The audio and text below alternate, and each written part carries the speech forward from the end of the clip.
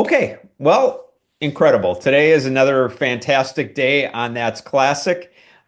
We have a gentleman today that's joining us that I'm really looking forward to talking to. I've had so much fun watching his films through the years, and look, you're going to know him from the Walt Disney films right out of the gates.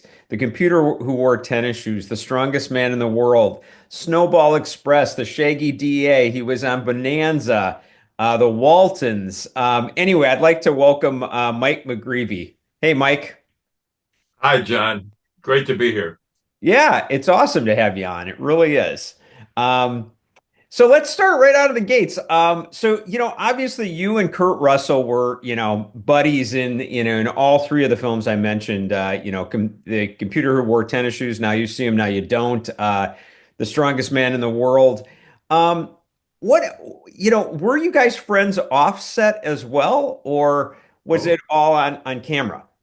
oh no, we met on the first one on Computer Wore Tennis Shoes. I knew who Kurt was only because I turned down a series to go to high school called The Travels of Jamie McFeeters, Hmm. and it was his first big break.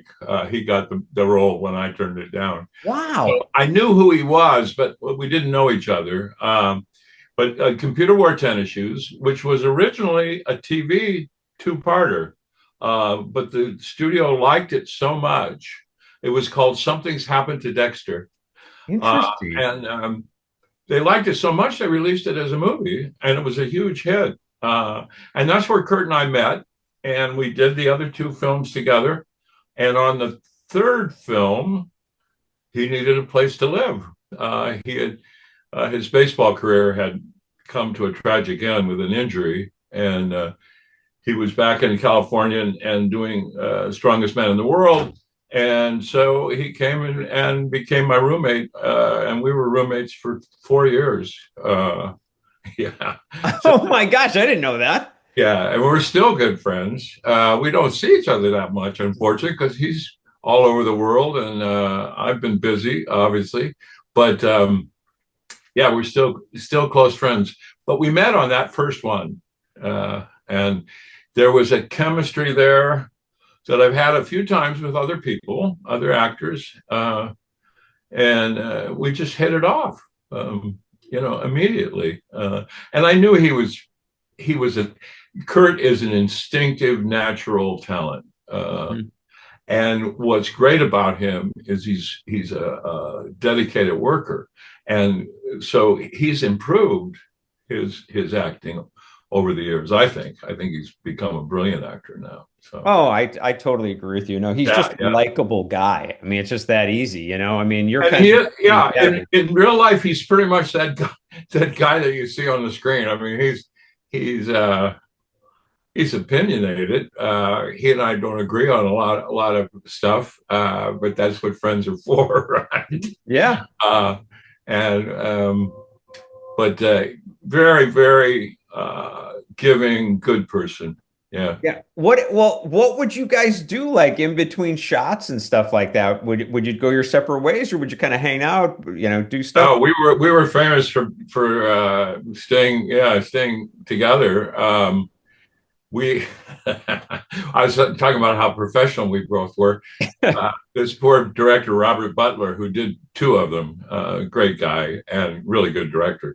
I guess it was on Now You See Him, Now You Don't. There was a scene. I don't even remember the line, but it was a two shot, just the two, Dexter and Skyler together, and I would get to this line, and Kurt would break up and ruin the shot. And then I got to the point where as I came to the line, I would start to crack up. Oh gosh. And we were so silly. It's the only time we ever did anything like that.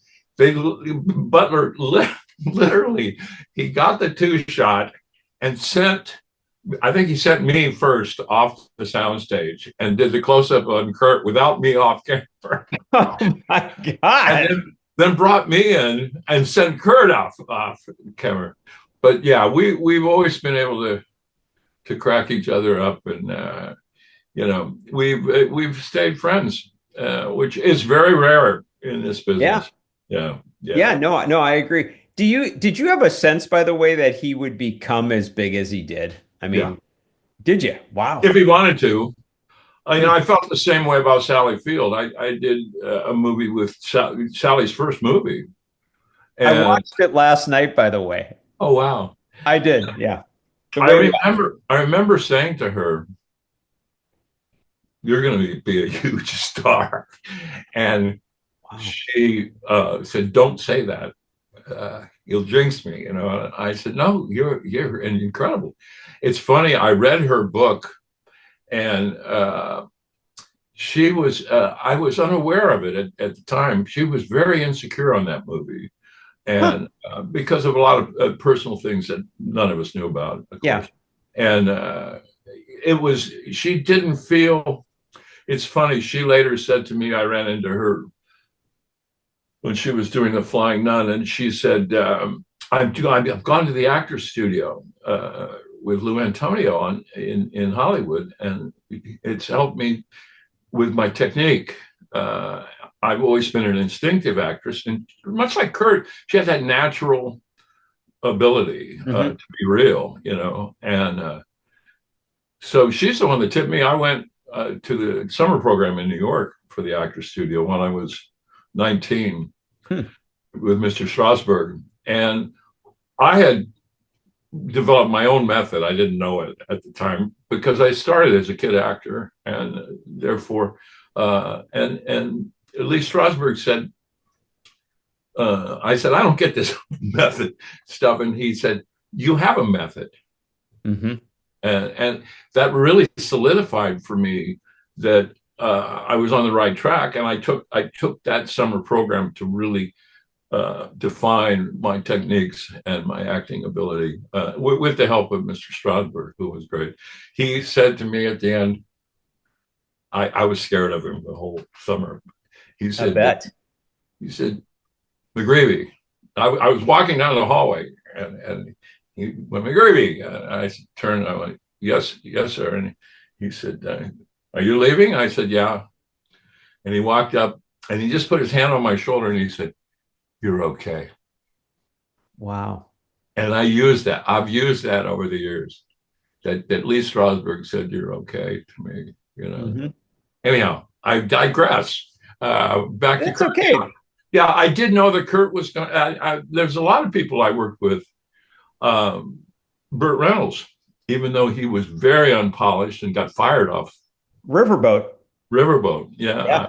I was the cabin boy on his first job, really. And wow. But I just knew, and my mom knew, that Burt had. My mom knew because she was a woman. Well, Burt had that thing, and so did Kurt. It's so funny. Kurt and I were in Oklahoma City. I got him, helped sponsor him to get him he and his dad into the Cowboy Entertainment Hall of Fame. Oh, that's cool. In Oklahoma City. That was great. And I realized at that time that Kurt didn't know how good he was. We did a Q&A, and we went over just his Western films and the Tombstone and that sort of thing. Yeah. And I think that's a quality that I saw in the insecurity of not knowing. I saw that in Sally Field with Burt Reynolds. I saw it with Burt Reynolds. Yeah. Burt Reynolds, we were on Riverboat, and they were shooting Inherit the Wind. Oh, wow. What a movie. Yeah. On the sound stage, the Phantom stage next to, we were on the Process stage at, the old Universal. And my mom said to me, we should go over and watch Spencer Tracy and Frederick March so that you see some really great acting. Wow. I mean, seriously, I'm sorry I got goosebumps. I would have been anything to have been there. I didn't even know who the hell they were, of course. Oh, wow. I'm 10 years old. Yeah. But we came back we went and we watched them shoot the courtroom stuff. And we came back, and my mom was telling Burt, So Burt said, well, the next time you guys go, I want to go. And we went. And if you remember that movie, that in the courtroom stuff, long scenes.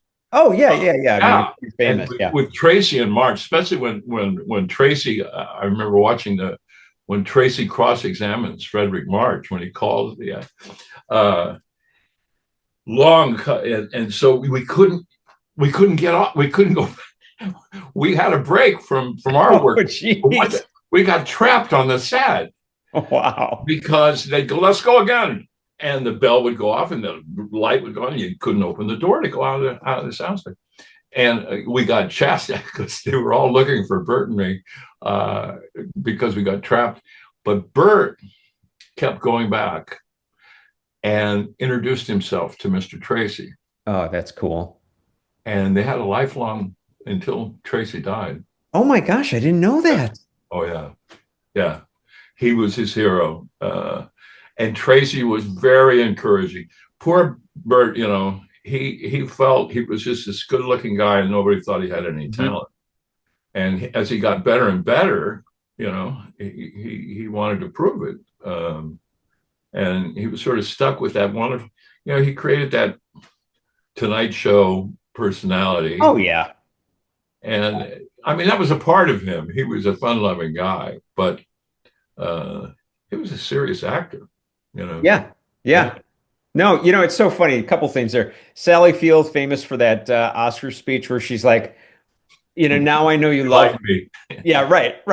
And that shows right there, how insecure she was. Yeah, and it's so funny. I read Burt's biography, and I've done so many watched so many things on him, and yeah, he was the same way. As great as he was, he always had that, I'm just the guy from Florida, still trying to make it, kind of thing. A football player, yeah. Right. That's what see, I never had a brother. I had two sisters. Mm-hmm. Burt was like 22, and I was like 10 or 11 on that show. And he was like my big brother, and he was had been a football player at Florida State. And he bought me a football. We used to play catch, outside the soundstage or in the back lot.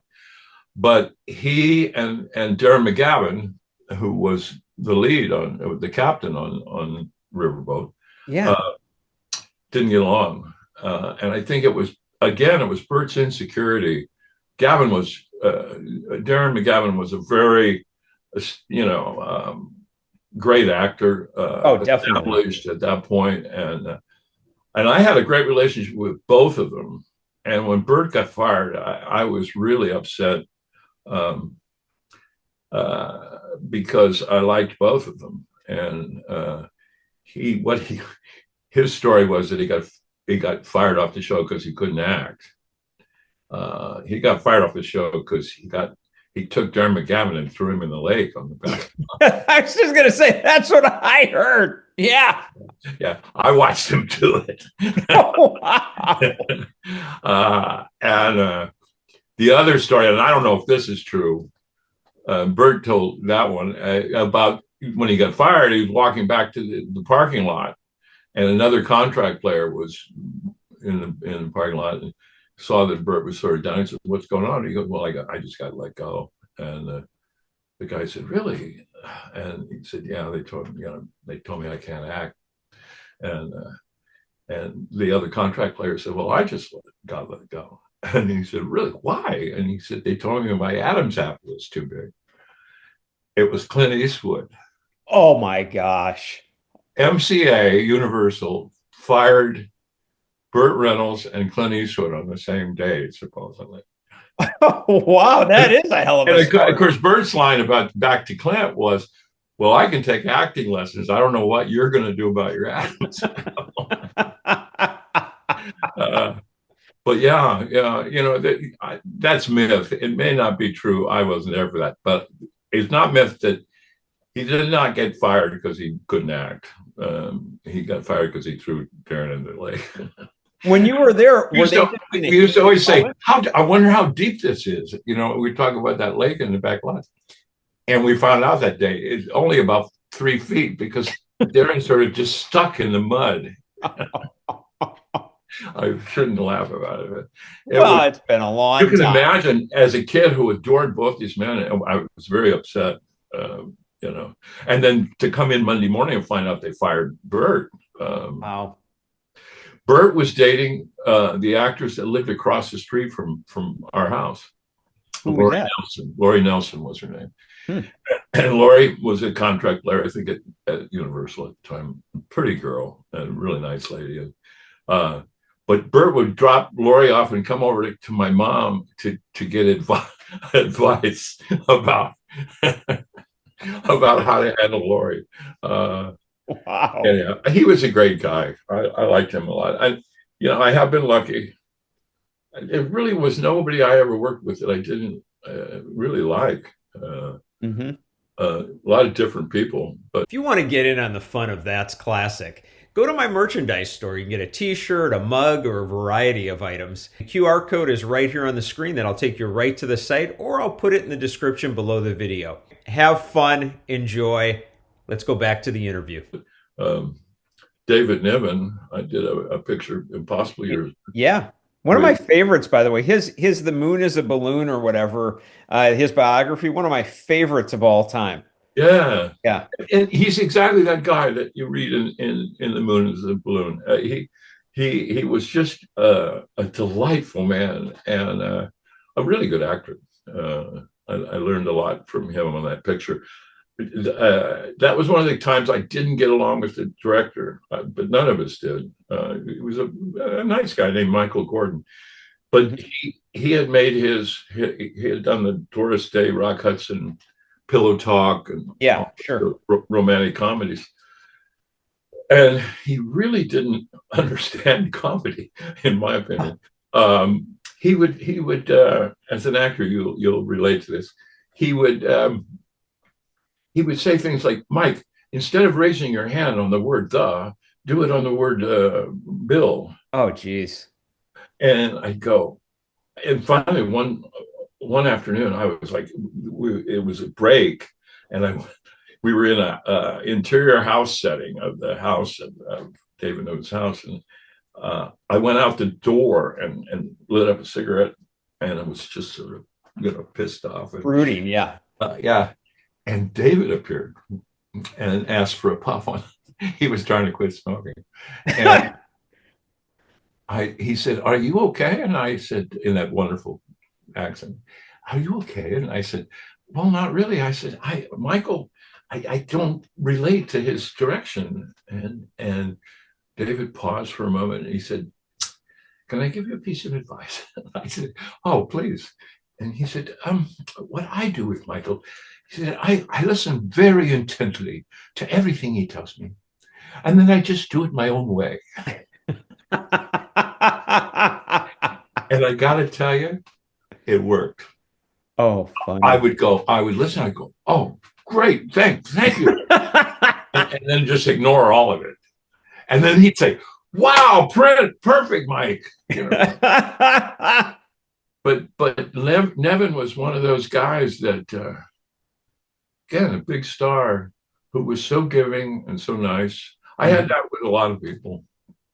Yeah. Richard Widmark, I did 2 pictures with Richard. I saw that. I saw it. Yeah. Yeah. Well, obviously, I just saw The Way West, but Death of a Gunfighter, the other one, which I have not seen yet, which I'd love to see. But yeah, you'll be surprised. Death of a Gunfighter is one of the most underrated films. And the story behind that is just fascinating because the initial director, Robert Totten, got crosswise of Dick Widmark, unfortunately, and got canned off the movie halfway, about a little 2/3 of the way. Wow. And Bob was he was a terrific director. And they brought Don Siegel. Oh, sure. Yeah, in to finish it. And Don was very different, and Widmark loved Don. He had done a picture with him just prior to that. And Don got it done, finished the movie. But when it came time for the Directors Guild to do a credit, Bob Totten said, it's not my picture. Wow.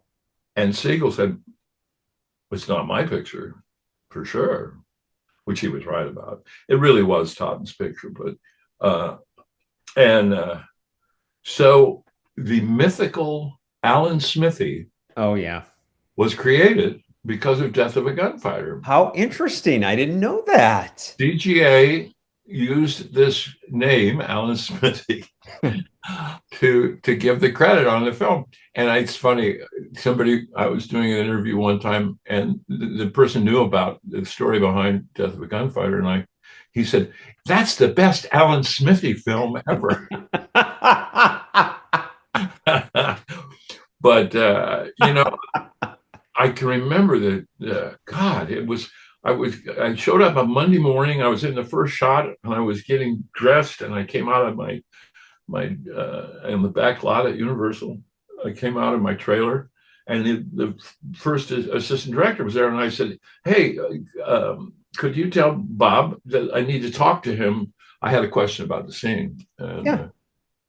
And the guy said, "Well, that would be next to impossible." And I said, "What do you mean?" And he said, "Todd is no longer the director." That's how I found out. Wow. So the guy took me up to the set, and I met Don Siegel for the first time. Oh, that's crazy. Wow. Yeah, it was very upsetting for everybody because most of the cast had worked with Totten before, and I worked with him after that. I thought he was great. Dick Widmark, day one, because we were friends by then because I had done The Way West with him. Right. I mean, you're his son. And he insisted that I get this role too, Did he really? I love that. Yeah, which was wonderful. And the first day, he said, "What do you think of this director?" And, Widmark was one of those guys. He was totally misinterpreted. He had a reputation for being grouchy and unfriendly and mean. And he wasn't at all. He was just a perfectionist, number one, and number two, he was incredibly shy. Oh, how interesting.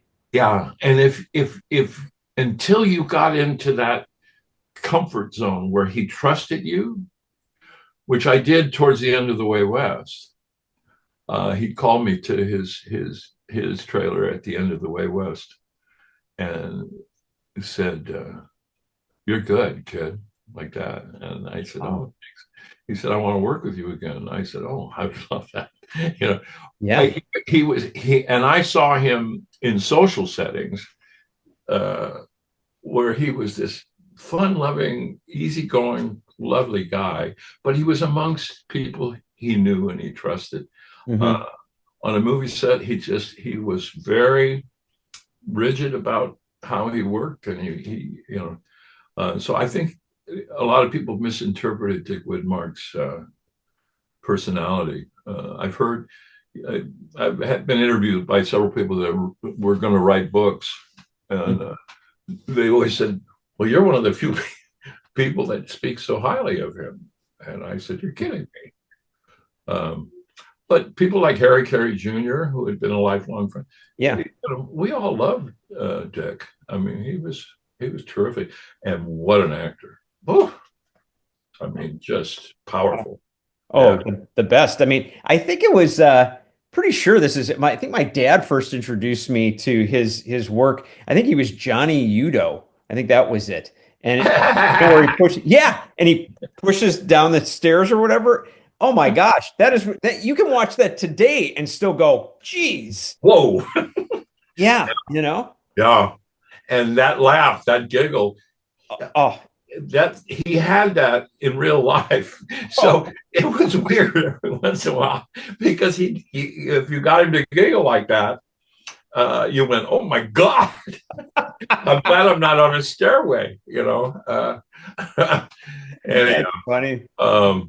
You were talking about The Way West, and you had three superstars. You had Widmark, you had Robert Mitchum, and you had Kirk Douglas. How the hell they put that together, I don't know. And how we survived the 3 months of the summer, because you talk about three completely different personalities and completely different work ethics. You know, Mitchum, yeah, you know, they always had to, where is he? You know, they had to send somebody off to find him.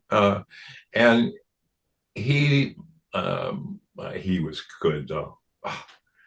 Wasn't he a big, I mean, I know he was a big marijuana smoker, but Sure. I got a good side story for you on that one. But First time I ever smoked marijuana. Oh, Yeah. With Bob Mitchum and Timothy Scott, a great character actor. And yeah, and I remember I made the mistake. I came home, I was like 18 when I made that movie. I came home after a whole summer up there. And I was, telling him my experiences. I had fallen in love with Sally Field. I had a major crush on Sally Field. Wow. Unfortunately, she didn't feel the same way, but we were good friends, In the movie, though, she says she's going to grow into it. I know, yeah, right. It didn't happen. But Mitchum, yeah, I said to my mom and dad at one point, I said, yeah, I smoked marijuana with Mitch. And my dad said, what did you do? And he said, that's against the law, and blah, blah. Went on and on and on about don't ever do something that's stupid. And if you do it, don't tell anybody that you did it. I said, okay. I mean, I enjoyed it. It was really good pot at the time. And years later, my dad is in his 80s down at the assisted living thing, and we'll talk about my dad later. He was a great writer. John McGreevey. Yeah. And he would brag to me. He's like, Mike smoked dope with Robert Mitchum. It was like suddenly it was okay. It was cool that I had done. Mitchum had him rolled like a cigarette. He didn't. He had a professional and carried him in a silver cigarette holder. Oh, is that funny? Yeah, and it was primo. I found out later. I mean, the comparison, but yeah, no, Mitchum was so good as an actor. He made it look easy. Yeah, exactly. And he was so present. I had some great scenes with him. Wonderful. I love. Where you're on horseback. The two of you are like horseback. Those scenes are, I mean, they just kind of play real natural, real easy. Mm-hmm. Easy stuff with Mitch. But Widmark, same thing with Widmark, but intense, different method, different thing. Kirk Douglas, I didn't really have much work with, but Kirk was the superstar. He thought he was pretty something. And there was I heard this story later. There was a couple bad moments where we had the whole cast would work every day. Andy McLaughlin, the director, felt that we'd become a wagon train group if we were there every day. And we weren't necessarily on camera, but and there was a couple blow-ups which we all witnessed, mainly between Widmark and Douglas. But later on, I heard that Mitchum, who would just stand there and watch this confrontation and not say anything, later said to Lee Lukather, who was the production manager, an old friend of his, Lee had been watching the dailies and said, Mitch, what are you doing? You're underplaying all that. You're throwing everything away. What are you doing? And Mitchum said, well, Brother Kirk is doing enough acting for all of us. Which was sort of true. Kirk was sort of over the top in that movie, but he was great. I mean, and years later, I became good friends with Joel and Michael on that. They came up and worked behind the scenes. His two sons. Oh, that's cool. Where were you shooting, by the way? We started in Eugene, Oregon, and moved to Bend, Oregon. Shot the whole movie almost in sequence. And like I said, we worked every day for 3 months. so that we all became sort of a family. Andy McLaughlin was the nicest guy, good action director. He never really gave me a direction the whole time.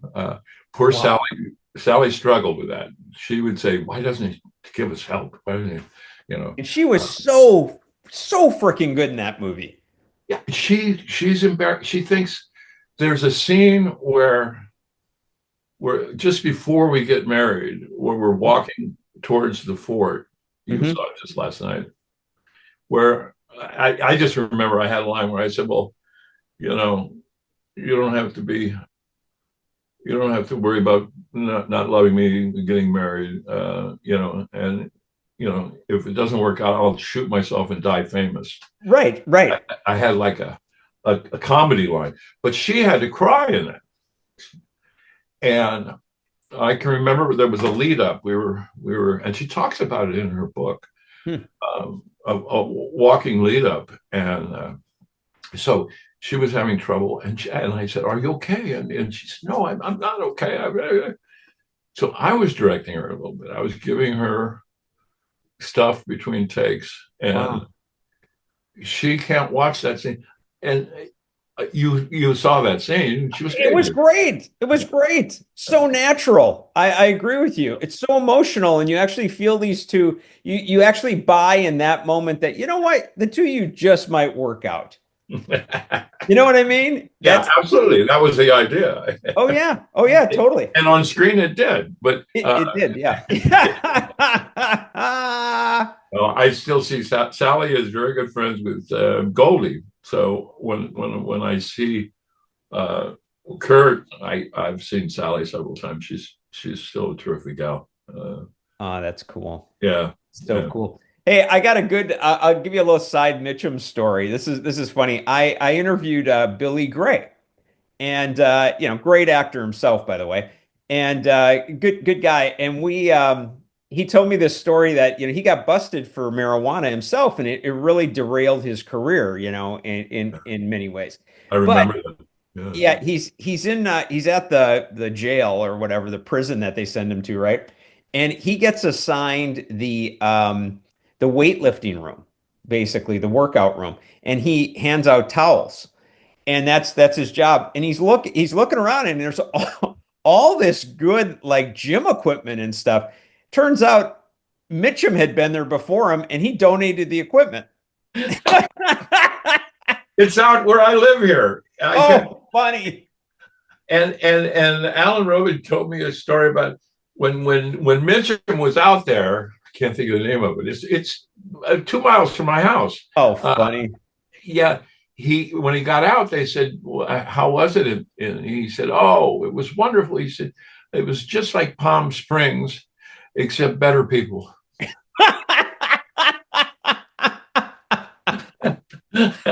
Oh my So God. Mitchum, yeah, yeah.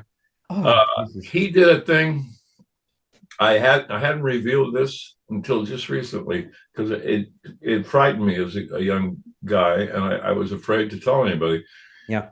We became pretty close, and we were in first second night we were in Bend, Oregon. We had made the move.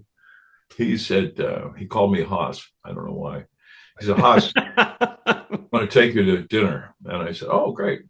So we got in his Porsche, which I thought was really cool, and we drove to the Pinecone Inn or something, and it was a nice little place, and we had a great dinner together.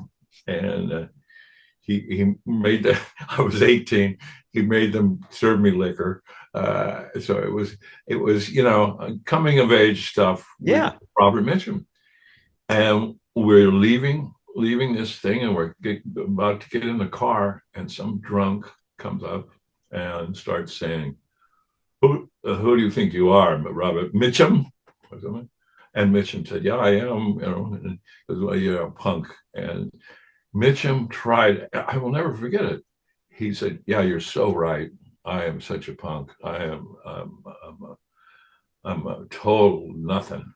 And this drunk he just kept going. Wow. And then, I mean, suddenly, like a lightning strike, Mitchum just went boom. And this guy went down. Oh my gosh. And he said, "Get in the car." And I jumped in the car and we drove out, almost ran over this guy Wow. who was just laying there. I mean, he knocked him out. Wow. And I never told anybody. Yeah. I was scared to death to Oh, tell him. that's heavy. And his niece, so I met her she was up there that summer, Cindy Mitchum. I finally told her, and she said, "Well, he did that to protect you." Wow. And I hadn't thought of it that way. But this guy was getting out of hand and something was going to happen. Wow. And Mitchum just decided, I'm going to end it quick so the kid doesn't get hurt. I mean, that's really what probably motivated him. He was an enigma. I think that he's the perfect. I didn't date her. I went out with her once. His daughter, Trina, and I went to pick her up at this is when they lived in Bel Air, and I was led into the house, and just off the foyer was it's that library that you dream of. Oh, wow. Yeah. True story with the ladder. Oh, All books. wow. And she finally came in, and I said, "Wow, this is a fabulous." She said, "Yeah, this is my dad's. He's read every one of these books." Oh my gosh. And yeah, he had a photographic memory. He could look at a scene before you did it once and do it perfectly. Wow. Wow. He wrote an oratorio under an assumed name that was performed at the Hollywood Bowl. Oh my gosh. What? The LA Philharmonic. This guy was a Renaissance man, but he wanted you to think he was this bum. Wow.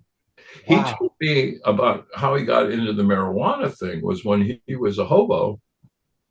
He hoboed across the United States. I did not know this. This is crazy. Oh yeah. Wow. And when he was a hobo, they had liquor, but it was, rot gut. Yeah, rot gut, totally. It would kill you. Yeah. And marijuana grew along the railroad tracks all over the United States. Oh my gosh. So yeah, that's how he first got into the marijuana habit. Was that way. He drank a lot too. He was an enigma, I'd say. Yeah, yeah. But a lot of those guys did, though, at that time. That was a big part of the whole thing, though, too. Just to go on record about Kirk Douglas, because I don't want to leave that alone. Like I said, I remained friends with his sons, especially Joel. Yeah. And I went to the house several times, and then I ran into him several times over the years. Kirk? Kirk, yeah. Yeah, okay. And I ran into him after he had the stroke. Yeah. Boy, he had it like that. And yeah. He said, I went up to say hi, and he remembered me, which he always did. Wow. I said, are you just being nice? And he said, yes, I'm being nice, but I remember you, Mike. And I said, that's great. And he said, I was a real prick on that film, like that. Really? Yeah. And I said, yeah, you sort of were. Not to me. He was always kind to me. Yeah. But he knew he had misbehaved on that film. Yeah. So I give him credit for that. He was fascinating. He gave me, at the time, everybody was reading Khalil Gibran, The Prophet. Mm-hmm. It was a cool, hot book. My copy of it was given to me by Kirk Douglas. Yeah. He said, I want you to read this, which was cool. It was very nice. And I remember him talking about One Flew Over the Cuckoo's Nest. He had just done it off Broadway, where he played the lead, the Nicholson lead in the play off Broadway. and what a great experience it had been, and it had flopped, totally flopped. And Wow. he said, oh, I don't know. I'm trying to get it made as a movie, but I don't think it'll ever happen. Oh my gosh. And the story that Joel Douglas told me was he gave it to Michael because he thought this is never going to get made. Wow. And Michael got on the horse and got the movie made, and it's a classic. Oh, of course it is. Yeah, yeah. But yeah, Kirk Douglas was a good man. Yeah. I want to make that clear. I got you. Done. It's staying in there, Mike. This is not going to be edited. No. No. Hey, so let's go back a little bit to the Disney films too. And by the way, I love this is how my whole show is. We go all over the place, and that's I was wondering if you wanted to go by. Not at all. I don't follow a road. I don't follow any path. We just go with it. But going back, because I'm sincere on that, I loved those movies. I still watch one or two of them every year, and I kid you not. It just takes me away, and I love it. What was it like being on the Walt Disney studio lot during that time? What was that like? Well, I actually go back to when Walt was still there. Oh, you do? Yeah, I was wondering about that. When I looked at the dates on these things, I was thinking. My first thing was in 1959, I think. I did a small part in a movie called Toby Tyler. Oh, yeah, with Kevin Corcoran. Yeah, Moochie. Yeah, who I got to be honest with you, I always loved him. Oh, he was great. And he was great as a person. Again, he was a little brat then. Yeah. But as an adult, he was a terrific guy. I really, because Kevin came back to the studio and worked as a line producer, started as an assistant director and production manager. Yeah. So I started with Toby Tyler. And I can remember my dad telling the agent, they had called, and it was a one-day job and one scene at the very end of the movie. Somebody, my sister, trying to call me. Life happens while we do this. Yeah. It was one scene at the end of the picture, and by then I was doing guest star stuff on a lot of stuff and on TV and doing some movies. And my dad said to the agent, "Well, I don't think Michael should do that." And the agent said, "Well, it'll get him in over at Disney, and maybe he'll get more work."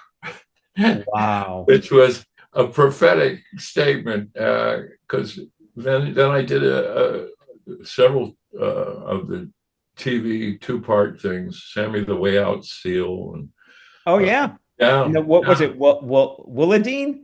Is that For the Love of Willadine? Yeah. Yeah, with Roger Mobley and Bill Mumy. Right. And, Bill Mumy and I played brothers. And Jillian was in Sammy the Way Out Seal.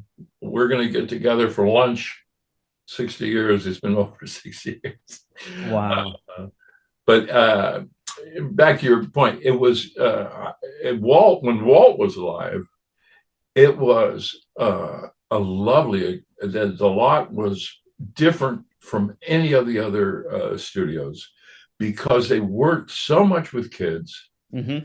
And there was a family feeling on that. And that continued even after he died, when we did the Medfield trilogy movies and Snowball Express and Shaggy DA and all those things. That family feeling continued. It went away when they got rid of Ron Miller and Michael Eisner took over. Yeah, things changed. Made it a money-making proposition. Right. I actually knew Walt Disney. I'm one of the few that.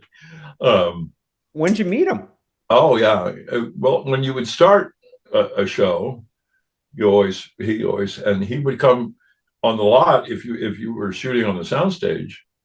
He would come down every day. He might not talk to you. He'd stand off to the side and watch. Bill Mumy and I were talking about that just a couple of weeks ago. And but how I really connected with he wanted to he always said, "Call me Uncle Walt." Mm-hmm. And all the Mouseketeers told me that too, that he always insisted and I always called him Mr. Disney.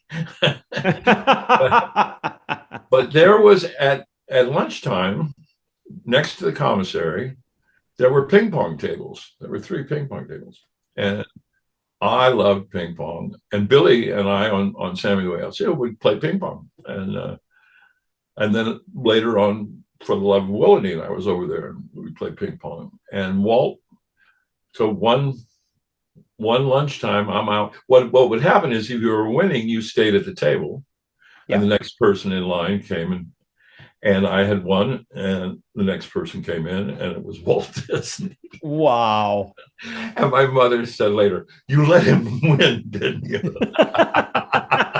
I said, "Well, no, he won, but I didn't let him win. He was a good ping pong player, huh?" Yeah. And we would talk during the ping pong match, and I found out later, when Kurt and I were roommates, we never talked Disney. But one night, I don't know why, we were just sitting around and we started talking about our Disney experience as kids. Mm. And he did the same thing. He'd play ping pong with Uncle Walt. Oh, wow. And I said, did he, he would, what was great about Walt Disney is, here I was, a 12-year-old kid. He wanted my opinion about stuff. Mm. And he'd really listen to you. Bill Mumy told me that on Sammy the Whale Seal, one time the assistant director said, as at the lunch break, he said, "Mr. Disney wants to see you in his office." Oh my God. Billy was like 7, 8 years old. He thought he was going to get fired. And he went up in that office, which I just revisited and ended up tearing up. Oh, wow. Because they preserved it at the studio. I didn't know that. Yeah, the archivists have done a great job. But Billy went up, scared to death, and he sat down, and Walt came and sat across from him, came out from around the desk, and he said, "So, how are things going?" And Billy said, "I think okay, blah, blah, blah, blah." And they talked a little bit about the show and working with the seal. And finally, Walt sort of stopped and said, "Well, what I really want to know, Billy, is, are you having fun?" Oh, wow. And that story just sums it up for me. This man, he was that guy you saw on Sunday night that introduced this stuff. Mm-hmm. It wasn't this, that some of his biographers have been very unfair, I think. Mm-hmm. He was like your grandpa for me, and Mm-hmm. just a lovely man. The other reason I know he was a great man was Kevin Corcoran had the same experience. Kurt Russell had the same experience. Everybody I've spoken to that knew him as a kid had the same reaction. The other reason, I became very good friends with Diane Disney Miller, his daughter. And she's a lovely lady. And her husband, Ron Miller, ended up running the studio after Walt's death. And the way she would talk about her dad, there's no way this guy was a bad guy. Mm-hmm. Mm-hmm. Daughters don't, she adored him. And most people did. He was, all the animators, I go to all these Disney things now, these autograph shows and stuff. Yeah, sure. And I'm with the animators, and they all talk about how tough he was. But they always sum it up by saying, but he did it to make us good. Mm-hmm. He did it to make us do our best. He was, again, a perfectionist and a tough taskmaster. But look at the legacy this guy left. It's amazing. Yeah. And it was different there. And the Medfield stuff, the stuff with Kurt and Joe Flynn and Keenan Wynn, it was always fun. We were, again, we were very relaxed because we knew we part of a hit, that type of thing. And everything was just fun, really a lot of fun. And I cherish those memories now. It's funny when both Kurt and I had the experience of wanting to get out of the Disney image thing. Sure. And I did it by becoming a writer, producer, director, and he went on to become a movie star. But so I sort of put that stuff aside and didn't like to talk about that period in my acting career. And now I realize there are a lot of people like you who watch those movies every year. Yeah. It's your age group. And it should make us feel. I said to Kurt, we're going to make people happy. And he said, yeah, why were we putting that down? I said, exactly. Yeah, we're egotistical idiots is what we're. And I, at the Hollywood show, the autograph show recently where I met you, I had several young people who, because of Disney Plus, yeah, it's a whole new generation that are like enamored of those movies. So anyhow, it's a good feeling. It should be a good feeling. No, I really loved it. I did. We didn't talk about Snowball Express, but I had Nancy Olsen on, actually, believe it or not. And fascinating. If you get a chance, by the way, not to pitch my own little whatever, but seriously, I will. Get that interview out. You'll love it. I adored Nancy, and what a life she had, and still is having. Her book is fantastic, by the way. Really, I would highly recommend that. But does she talk about Snowball at all? A little bit. She does. She talks a little bit about it. I did ask her about it and Dean Jones and where they shot and all that. And she talked about Disney, by the way. She talked about how he called her, actually. She was in, gosh, I want to say like Cyprus, and somebody said, "Hey, you have a phone call," and she's like, "Okay, who is it?" They go, "It's Walt Disney." She's like, "Well, I better take that." But wow.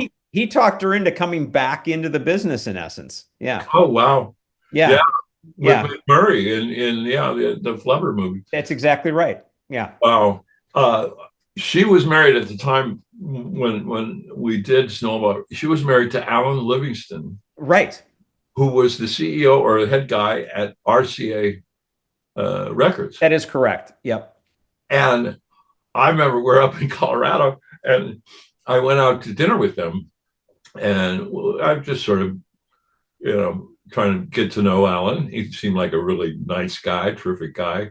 Yeah. And he said, "Well, yeah, I run a record company," and I said, "Oh, which one?"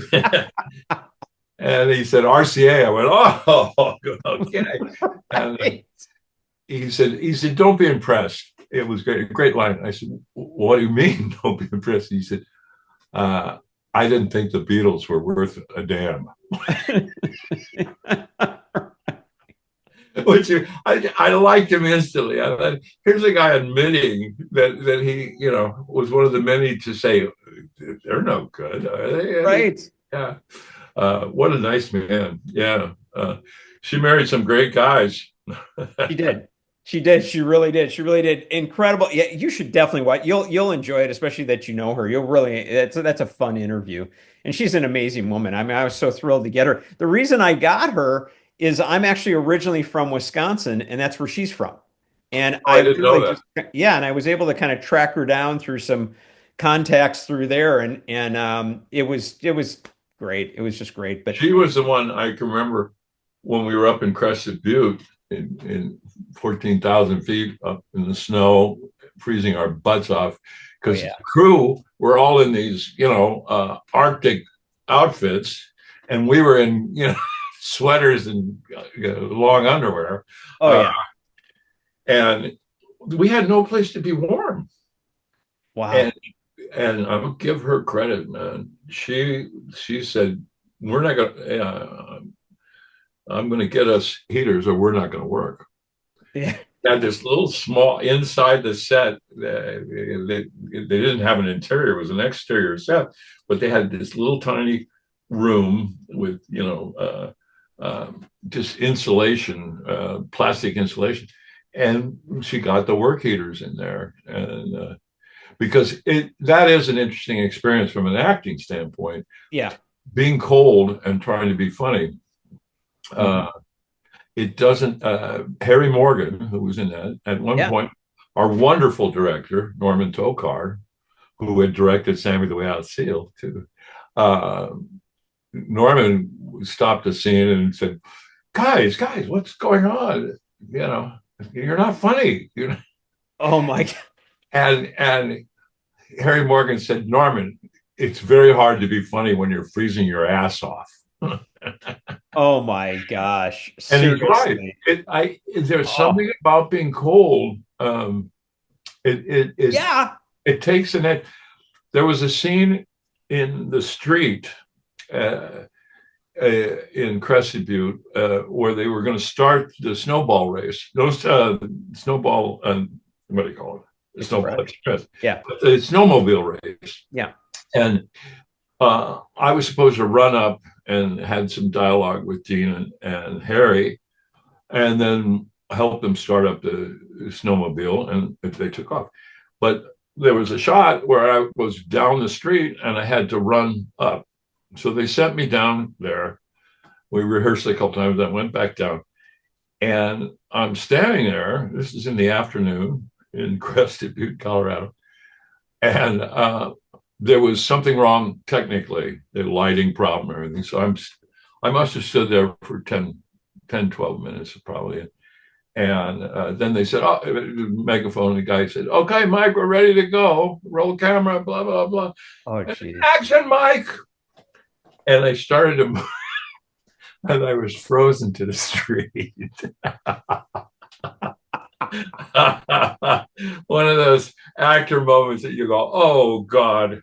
And Norman kept saying, action, Mike, action. I'm going, I'm stuck to the street.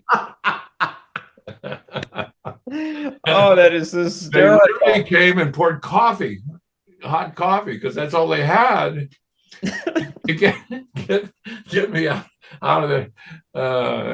God. I love it. Yeah. But overall, I love that film. And I found out at one of the Disney things, or was it D23? Someone told me that at Disney World, every Christmas at the RV camp, they play Snowball Express every night during the holidays. Oh, and an outdoor screen. That's cool. Yeah, I thought that was really cool. Oh, I love that. What was by the way, what was Dean Jones like? Dean, Dean underrated. That would be the first. Sure. He could do this stuff. I later do Disney stuff and do the light comedy so well. He was a master, a genius at it. And it's hard. It is hard. It's something you have to learn. I later worked with I forget his name. At Disney, I did a thing called The Wacky Zoo of Morgan City. And it was the guy that played Mark Twain. Oh, Johnny Whitaker. No. He did Mark Twain did it live on theater. Oh, wait, Hal Holbrook. Hal Holbrook. Okay. Yeah. So you can cut this all off. So I later worked with Hal Holbrook at Disney. And the second day, I had done a lot of stuff there. The second day, Hal said, can we go to lunch together? And I said, yeah. And he was so serious at lunch. He said, how do you do this? Wow. And I said, what do you mean? He said, it's so unreal. And because he was an actor that, went for, and I said, yeah, it's just a tweak, Hal, you just have to do. And I think he was okay. He's okay in the show, but he never quite got it. Dean Jones knew how to do Disney light comedy better than anybody. He's the perfect guy. And when on Snowball Express, he was at a career crossroads. He was the original Bobby in Company, the Sondheim musical on Broadway. And he had creative differences with Mr. Sondheim. Interesting. And I think he told me he only did 3 weeks The original recording cast is Dean Jones' company. Hmm. He quit, I'll be darned. and it was a huge hit. Larry Kirk came in and ran it for a year and a half, 2 years. It's been re-upped. It was re-upped 2 years ago. Yeah. It's a wonderful show. But when we were doing Snowball Express, Dean, one night at dinner just alone with Dean, he said, "I made a big mistake, Mike. Like he said, I wanted to be on Broadway. I wanted to sing. I had Stephen Sondheim pick me to play, and I messed it up." Wow. So he had messed up his marriage, but he had met a woman just prior to starting the movie, who he later married, and it changed his life. Wow. He became a devout Christian, and it really helped Dean. When I worked with him again years later on Shaggy DA, he would sing spirituals between takes. Oh my gosh. Yeah. And Suzanne Pleshette and I loved her, by the way, too. So do I. Suzanne and I were still smoking, and Dean didn't approve of that.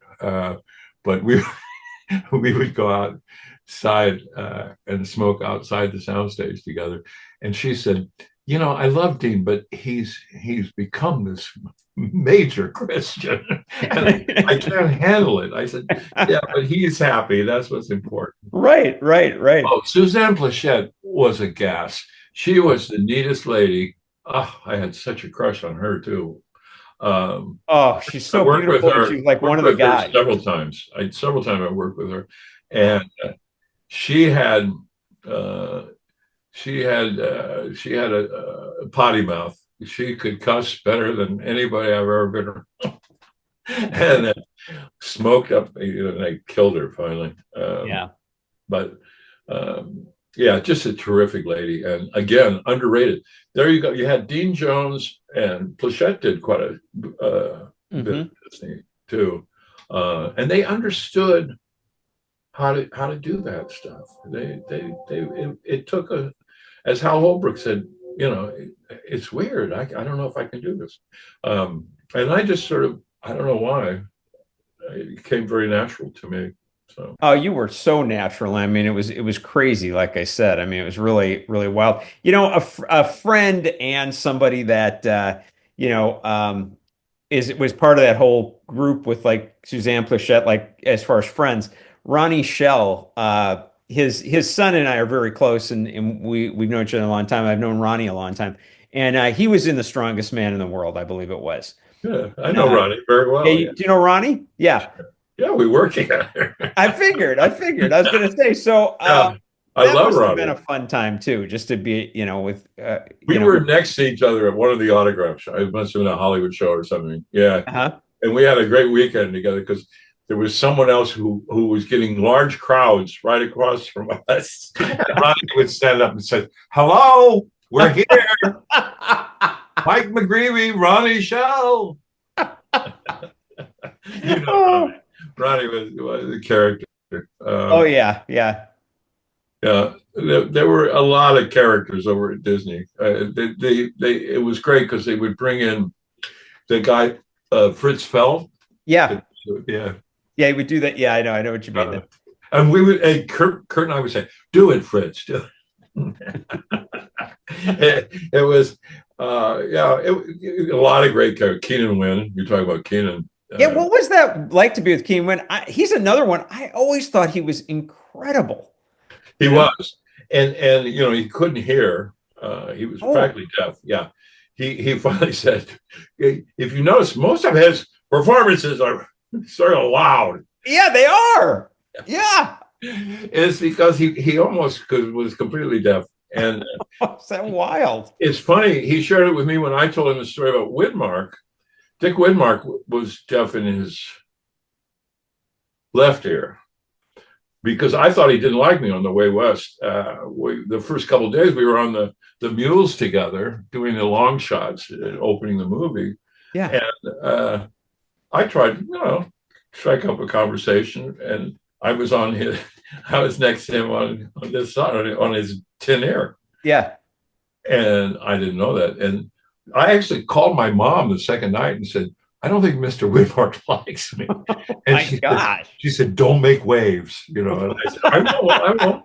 I love how it's your mom. The third morning, he turned to me and said, how are you doing, Mike? Good morning. And I said, I'm fine. And he said, what's wrong? And I said, well, I sort of thought you didn't like me. And he said, oh, I can't hear a damn thing out of it. It was the same thing with Keenan. And you had to, he would actually read your lips in a scene. Yeah, poor guy. Jimmy Stewart was the same way. Really? Yeah. He had been in the Air Force and had ruined his hearing. Who's the other one? Oh, the great story is on Two Rode Together. Is Widmark and Stewart and John Ford. Yeah. And there's a great scene on the riverside there that is all one take. They put the camera in the river, and they ad-libbed the whole thing, basically. But I asked Widmark about it, and Widmark said, oh, that was the what movie? I said, the what movie? He said, yeah. He said, Stewart couldn't hear, I couldn't hear, and Ford couldn't hear. So we all went, what? And Keenan was the same way. It was, wow. I worked with his dad, though. I did For the Love of Willowdene. Ed Wynn was in the part 2. Oh, wow. Yeah, his dad was a great actor too, boy. Oh, and he has a scene in that movie that's, it's almost a monologue. It's like a page-long monologue with the kids at one point. And I remember he had a lot of business. He had to take stuff out of his coat, and he had the dog in his hand and all this stuff. And business, as you know, business is, distracting sometimes, and it's hard to keep the words right, blah, blah, blah. Yes. He did the master shot in one take, and then turned around and did the close-ups in 1 or 2 takes. Oh, my gosh. And matched it all and was absolutely perfect. And he was probably my age, 76, 77 years old. Wow. And I remember being so impressed. And he was such a sweet man, too. So I mentioned that to Keenan at one point, that I'd worked with his dad. And he said, what show was that? And I told him, and he said, oh, my God. And he said, and he had a long monologue, right? And I said, yeah. He said, Mike, he said, he was starting to have, he had Parkinson's. Oh, wow. And he called the night before they shot that scene. He called Keenan and said, you're going to have to call the studio and tell him I'm sick. I can't do this. Oh, my gosh. It's too many words. It's too much business. I can't do it. I'm done. And Keenan said, I'm coming right over. Oh, wow. And Keenan said he spent the whole evening with his dad working on the scene. And I said, well, it helped a lot because it was absolutely perfect. And I remember when I was telling Keenan about this, he got tears in his eyes. He said, oh, wow, that makes me feel so good, Mike. He said his dad was terrified with that much dialogue. And as I'm getting older, I can't remember how Holbrook. I'm starting to realize, how hard it is to remember dialogue. A lot of it. And then also pull off all the antics too. Yeah. And man, it was perfect. And Edwin, he would, at the end, I have it somewhere. He gave us all wallets with an inscription on it. And with Edwin, it was something like, fun working with you or something. Oh, is that cool? Bill Mooney still has his too. I asked him, I said, do you have the Ed Wynn wallet? Yeah. Yeah. Uh, so yeah, I mean, I was lucky. Good Lord, I worked with Ed Wynn and Keenan Wynn. Oh, Mike, you were so lucky on so many levels. Mike, I could talk to you for hours, by the way. I mean, I'm serious. There's so much that we could talk about. We may have to do another one. We might have to because I haven't even gotten into your directing or the a lot of the TV shows you were on or the documentary. Anyway, there's just like so many aspects. So maybe we should do another one after, at some point here and and we'll Sure. focus on that stuff because it's just too much fun. I mean, it's just that easy. Oh, Yeah. good. Yeah, I haven't kept track of the time, but I think I've spoken too much. Oh no, Mike, you haven't spoken too much. Not at all. Not at all. In fact, if you, I'm happy to chat for another 10, 15 if you want to, if you got the time. It's up to Yeah, you. no, I'm good. I'm Okay, good. well, let's But I talk think for. you're right. I think the section that we haven't really covered is the writing and producing. Yeah.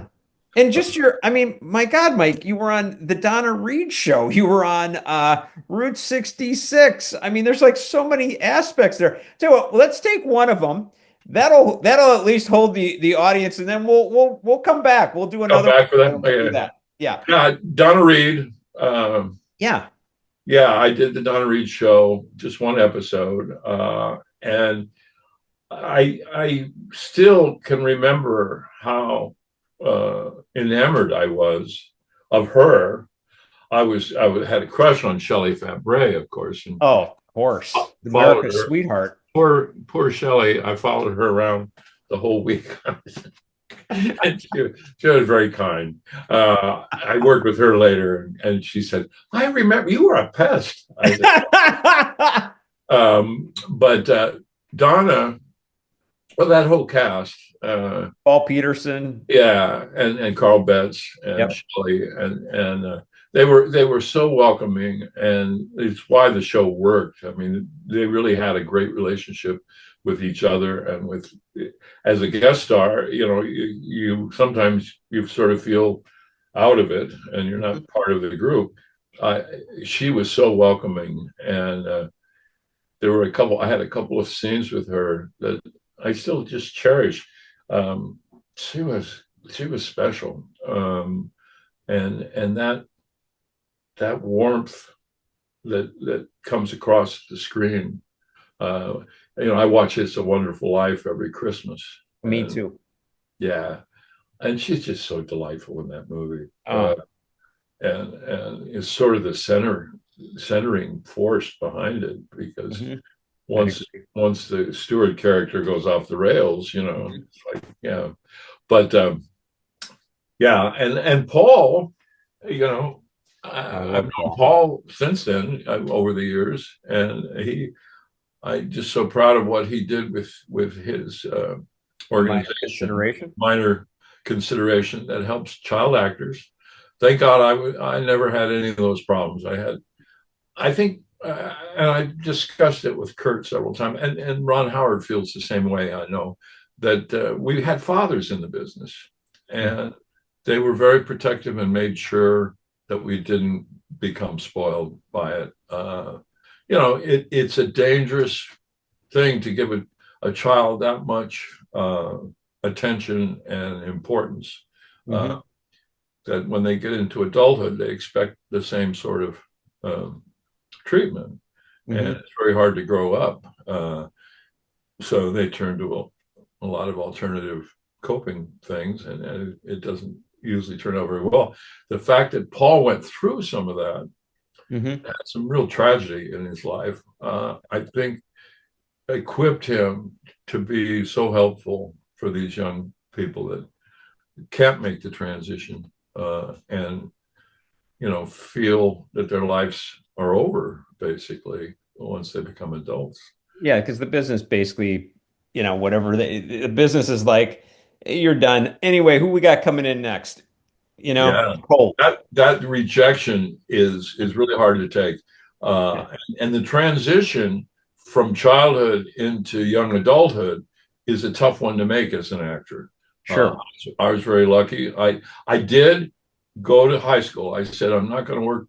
I did summers. I did a little bit of work in the summers, but I did go to high school and had a normal teenage years. I didn't know that you went to, so you did, huh? You weren't just the one like, Paul or whatever, where they were taught on set, basically. No. Interesting. No, at about 14, I said I want to be normal. I started regretting that because I turned down something like Jamie McPheeters, which was a wonderful little series. But what the heck? I mean, it worked out for me. And then I went to UCLA and studied film and prepared myself. And I always wanted to, as all actors, I always wanted to direct or at least try it. And so, the opportunity to go to film school was good, but I learned most of the stuff from my dad with the writing. I had a pretty good mentor there, and then I had his friend Earl Hamner Jr., who created the Waltons, was a mentor, and then I had done a Bonanza as a kid. Michael Landon. And I re-upped with Michael Landon. So I had three pretty good mentors to make the transition into writing and producing and directing television. By the way, I had read that your father, is it that he wrote Black Saddle? Is that right? No, I did Black Saddle. You did Black Saddle, but he didn't know that you were actually cast in it. Is that right? Right. Really? What happened was my dad created the show with Howard Christie, co-creators. It was a very interesting Western. It was a half-hour Western back in the 50s. Yeah. And it was with Peter Breck, and it was about a lawyer in the West. Anyhow, and he rode on a black saddle. I don't know why. But yeah, no, it was one of those things I went in. For some reason, my mom never told him at the time. I went in and tried out for a Black Saddle, and the casting director knew me, and so I tried out. I got the part with a lovely director, David Lowell Rich, who I did a lot of good work with later on. My dad didn't find out until the day I went back. I went to work. Because he didn't cast it. He wasn't in the casting sessions. He was busy writing everything. But but I think I might have been given some priority because the head guy was my dad. Oh yeah. And David Lowell Rich, I later did the Route 66 with him and a Naked City episode. Oh wow. It's a classic. UCLA Archives just screened in October, screened 2 episodes of Naked City, and one of them was the one I did. Oh, that's cool. Great title. The King of Venus Will Take Care of You. Oh, wow. Yeah, those shows, Route 66 and Naked City had great titles. My Route 66 was Shoulder the Sky, My Lad. And I played a Jewish boy who was about to be bar mitzvahed, black and white, so you couldn't see. I played a Jewish boy. Ed Asner was my father. Oh my gosh. And Ed gets killed at the end of Act 1.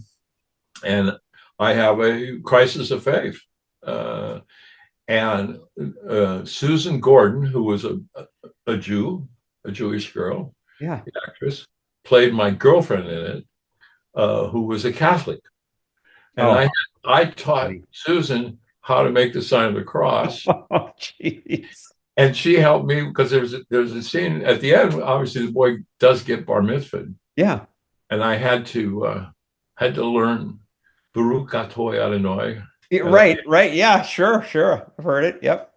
I recommend that episode. It's one of the best things I ever did as an actor, anyhow. And it's just touching and well done. Those shows, Naked City. The Naked City was with names. What is Yeah, it? whatever. You worked with a lot of people. It happens. No, The heck. I love this guy. It'll come to me. The Naked City was also directed by David Loweridge, and it was about a kid, a street kid, who had lived up in his escape was up in a water tower on top of one of the buildings in Alphabet City in Manhattan. Oh yeah. And a criminal is being chased by the police across the rooftops, and he comes into the water tower, and it's all about their relationship. Jack Warden. Oh, Jack Warden, sure. I love Jack Warden. Oh yeah. I always think of him in Heaven's Gate. Or not Heaven's Gate, not Heaven's Gate. Heaven Can Wait. Heaven Can Wait. Oh, he's wonderful in Heaven Can Wait. He is. Yeah, I loved it. Yeah. Jack was a terrific actor, and he actually saved my life on that show. Really?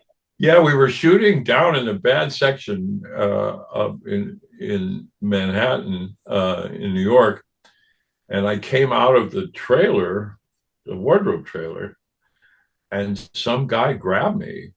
Oh my gosh. And was running away with me. What? Yeah, I was like 12, 13. Okay, this is pretty heavy. And small, yeah. And Jack happened to see it. And he ran after, got the guy. And Jack had been a boxer in the Navy. And he pinned the guy to the ground, and the police got there because it was a location. We had police on the location. Man, that's scary. Holy cow. Yeah, I don't totally remember it. My mom was the one. I think I might have blocked it out, Sure. Because it was scary. Yeah. But yeah, no, Jack was great. And those scripts. And then I did an arrest and trial that was written by my father. It's the only time I ever did anything that was actually written. The Black Saddle I did, I mean, he was the main story. Yeah. But it was written by another writer. But the arrest and trial I did that my dad wrote, and it had a great title. A Shield is for Hiding Behind. And that was a show. It was before Law and Order. It was a 90-minute show. The first 45 minutes was about the arrest, and the second 45 minutes was about the trial. Wow. Ben Gazzara was the cop. Oh man. And Chuck Connors was the lawyer. My gosh, what a great cast. Yeah. And it's a good show. The one I did, I'm really proud of. I played James MacArthur's younger brother. Oh my gosh, another great one. Yeah, and Barry Sullivan was my dad. And I got to work with Chuck, who was a childhood hero. Rifleman. The Rifleman, yeah. And strange enough, Bobby Crawford and Johnny Crawford have been lifelong friends. But I always hated Johnny because he got to be Mark on Rifleman. Right. But I never hated Johnny. No. We lost Johnny. It was I know. Tough go. I heard he was just a great guy. He always, everybody says that about him. Oh, he was absolutely delightful. And that show was great. And for me to get to work with Chuck was, a dream come true. Big man, by the way. It's a big guy. He was a big guy. He was a great athlete. He loved the fact that I knew he had been an athlete. I actually, that was one of the sore points with my dad at one point. He was doing Black Saddle at 4-Star, and they were doing Rifleman there. In fact, they were doing that and Wanted Dead or Alive. Oh, wow. The two guys that I was like enamored of was Chuck Connors and Steve McQueen. Oh. And so my dad, at one point, it was that thing of, go to work with your dad day type thing, Yeah. And so he said, do you want to come to the studio? This was before I think I did the episode. It was, yeah. And I said, well, yeah, sure. And we get there and he's telling me the show is on the lot. And I go, they do the Rifleman? Wow. And I I was probably mean to my dad. I said, "Oh, I want to meet the rifleman," And we went down to the set, and I do remember they were doing a fight sequence, and it was Chuck and stuntmen, and it was really well done. And the director was Sam Peckinpah. Oh, no way. Yeah, yeah. Uh, and then we're walking back. My poor dad. We're walking back from that set, and we're going to go to lunch, I guess. And this Steve McQueen walks up to my dad like they're old buddies. What? Yeah, and he says, "How you doing, John?" Blah blah blah. Hey, I'm sorry I've missed you, or something like that. And I'm standing there going, "It's Steve McQueen." Wow. And, my dad introduced me. Anyhow, I get to lunch with my dad, and I go, "How do you know Steve McQueen?" And he said, "Well," he said, "I didn't know who he was." He said, "I used to take my breaks from writing. I would walk out down by my office, and there was always this guy there having a cigarette break in costume." Jeez. And it was Steve. Wow. And somehow they started talking, and McQueen was fat. My dad, I was born in Arizona, in Phoenix. My dad worked at a radio station there when he first started out. And Steve was fascinated with Native American culture and all that stuff. And so was my dad. And that's what they would talk about.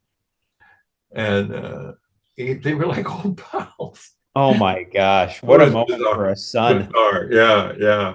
My sister, who was into equestrian stuff, very good equestrian rider.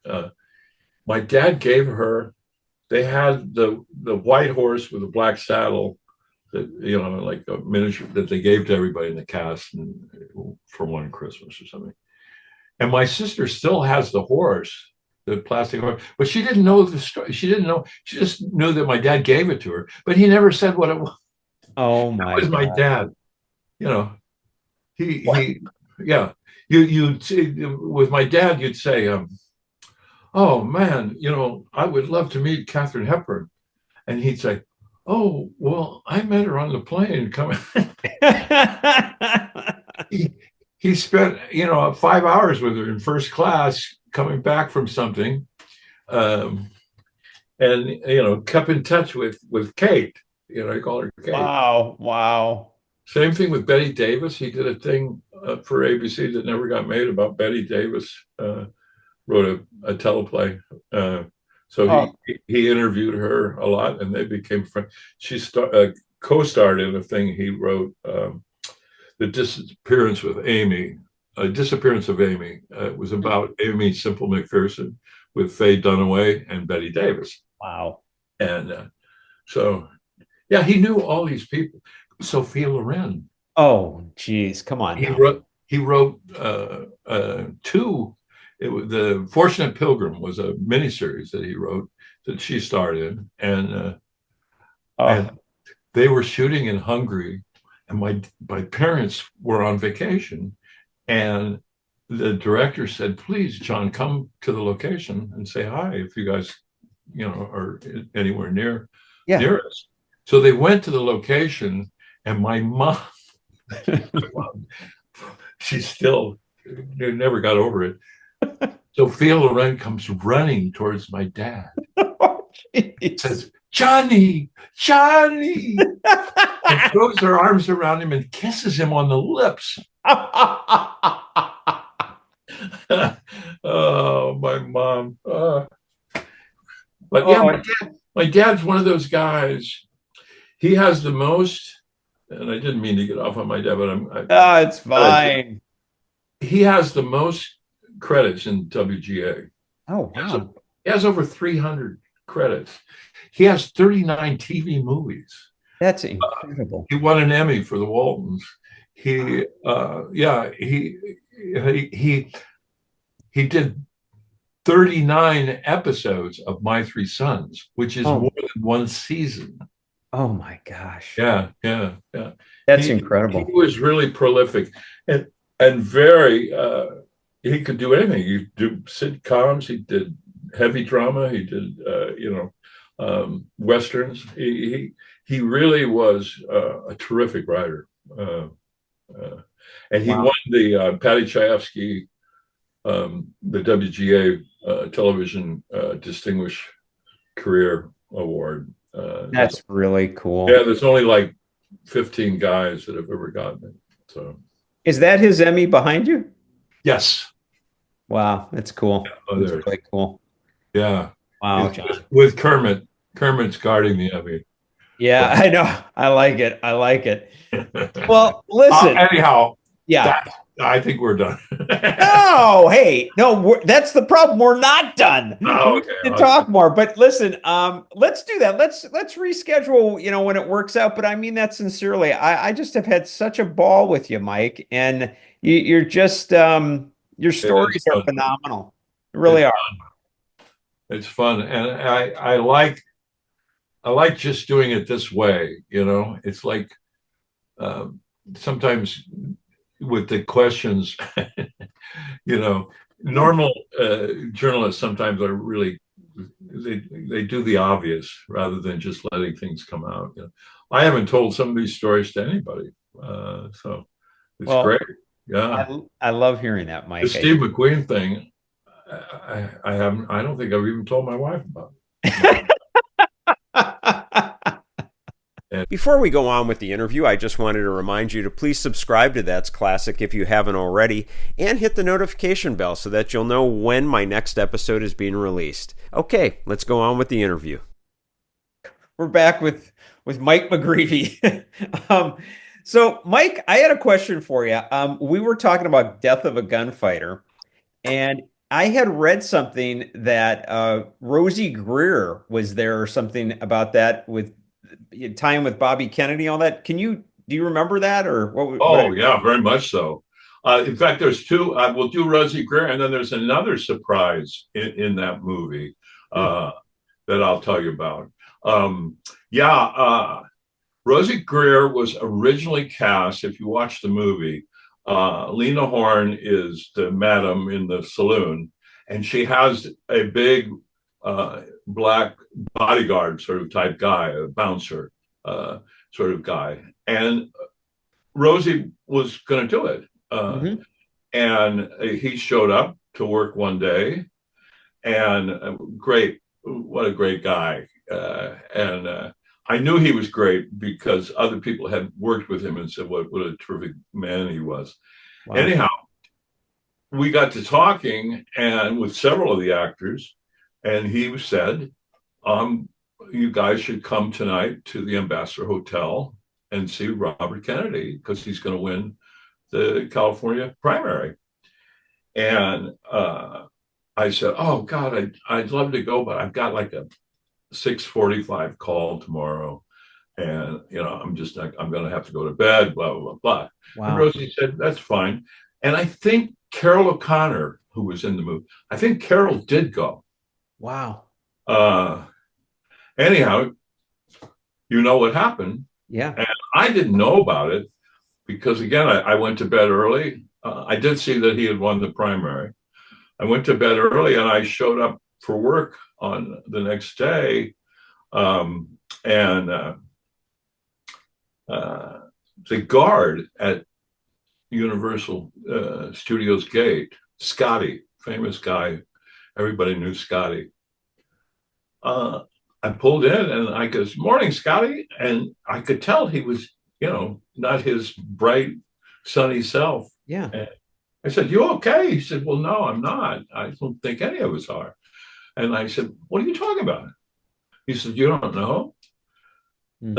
And he told me that Robert Kennedy had been assassinated. And it was a total shock to me. And of course, then I got on the set and Carol said, oh, I went, but I left early. And, it was just awful. And of course, everybody said, well, Rosie's not coming into work. And they replaced him on the picture, actually, because he was just so devastated. It was him and Rayford Johnson were the two sort of bodyguards that Sirhan. Rosie tackled Sirhan to the floor. Wow. Yeah. So yeah, one of those strange. It was June of '68. Yeah, and we were in the middle of production, and he was replaced by a very nice guy. I don't remember his name now, but the other interesting person.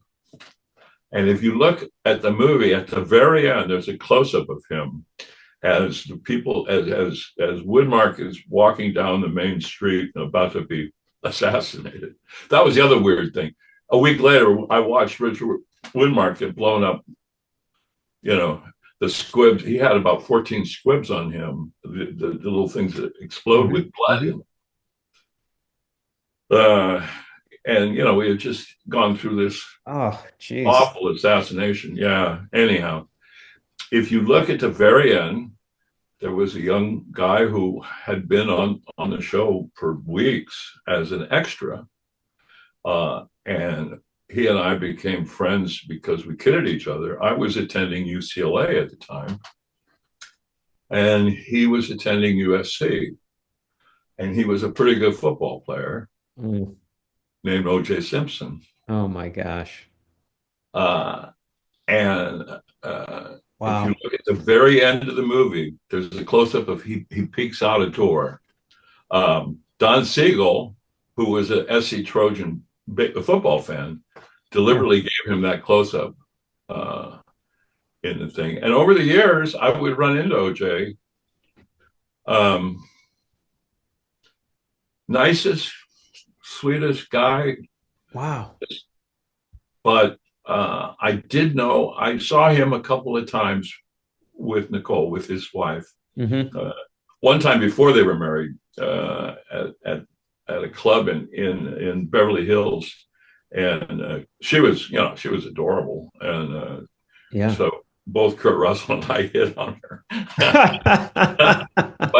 but she was with OJ. She liked OJ at the time, and then I was at a wedding. I was at Debbie Allen's wedding when I was working on Fame, and and he was there. They were married by then, and it was down by the beach, and I went out to smoke a cigarette outside, and I looked down. There were two people out on this point in Malibu, silhouetted, and all I can say was there was this intense feeling. It was like, I remember thinking, either these people are madly in love or they hate each other, or both. Wow. And they were like this, and they walked up while I was still smoking my cigarette, and it was OJ and Nicole. Oh, man. And the last time I saw him, he was doing a movie at Universal, a TV movie, that was having problems, because I ran into him. I think I was working on Quincy at the time, the series. And I ran into him, and he said, come by and visit the set, you know. So I did that afternoon, and there was trouble. I guess the producer and director had a blow up right in front of the crew and everybody. Oh, geez. OJ made a little speech to the crew about teamwork and how they had to. I mean, he was an extraordinary person. It was so upsetting for me to see that obviously he had this other side, and the relationship he had with her was intense.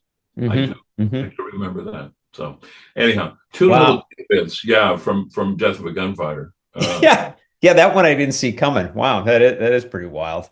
Yeah, well, if you go back and watch the movie, you can see the close-up of OJ. So. Okay, I will definitely check that out now. Hey, the other one was we had talked about Riverboat, and the one we talked about Darren McGavin and Burt Reynolds, but the other person is Noah Berry Jr.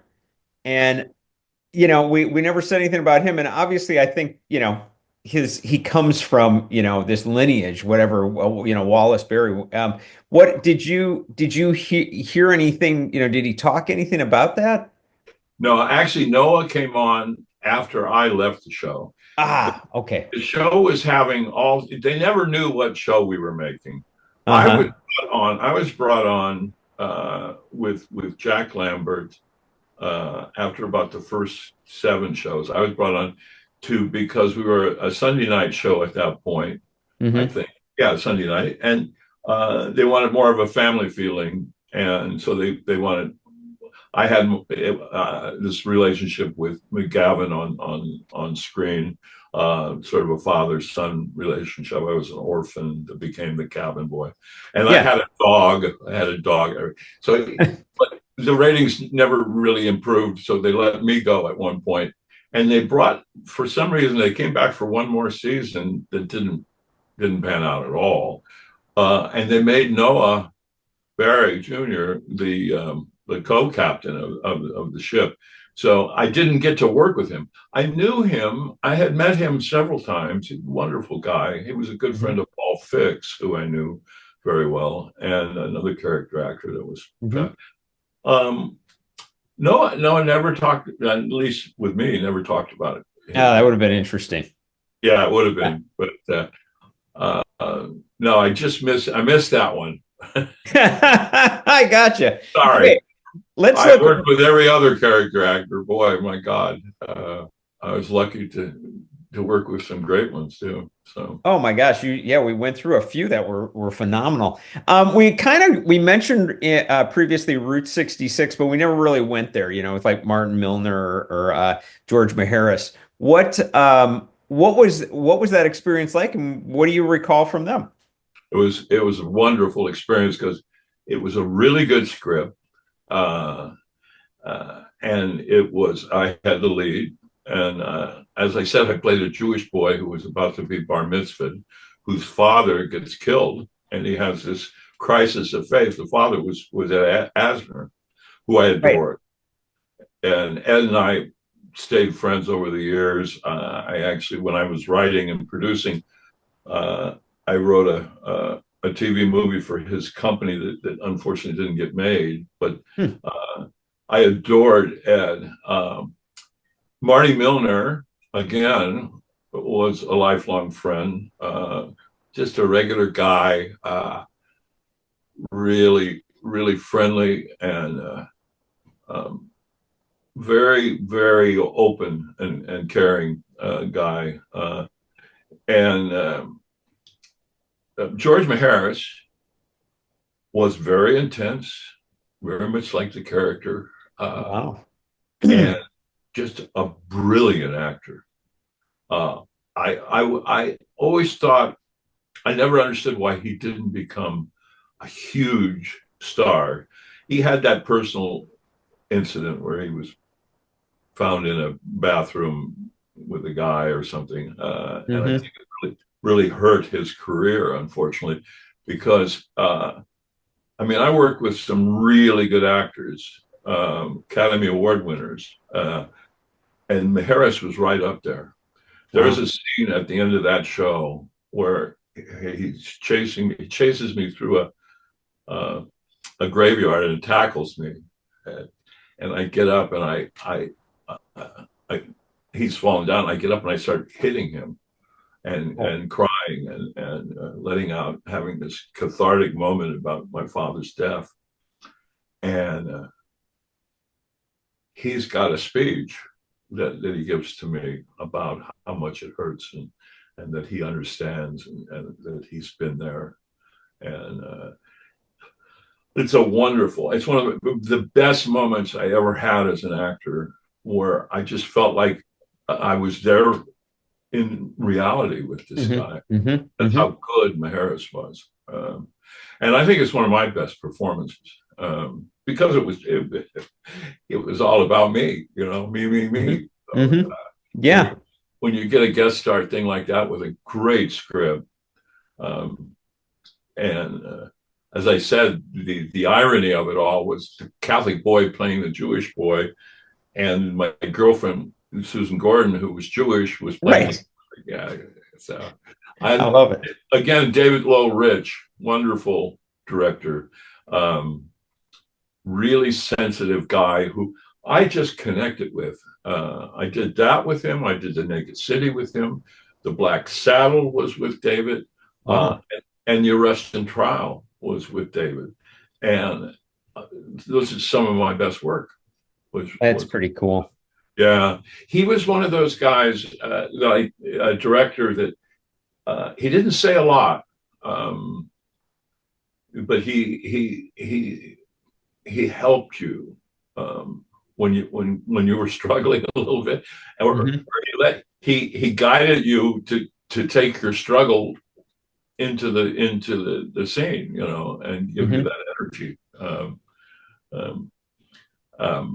Kurt Russell and I had a discussion. I remember when he did Silkwood, I asked him about Mike Nichols, and hands down, he said, best director I ever worked with. I said, wow.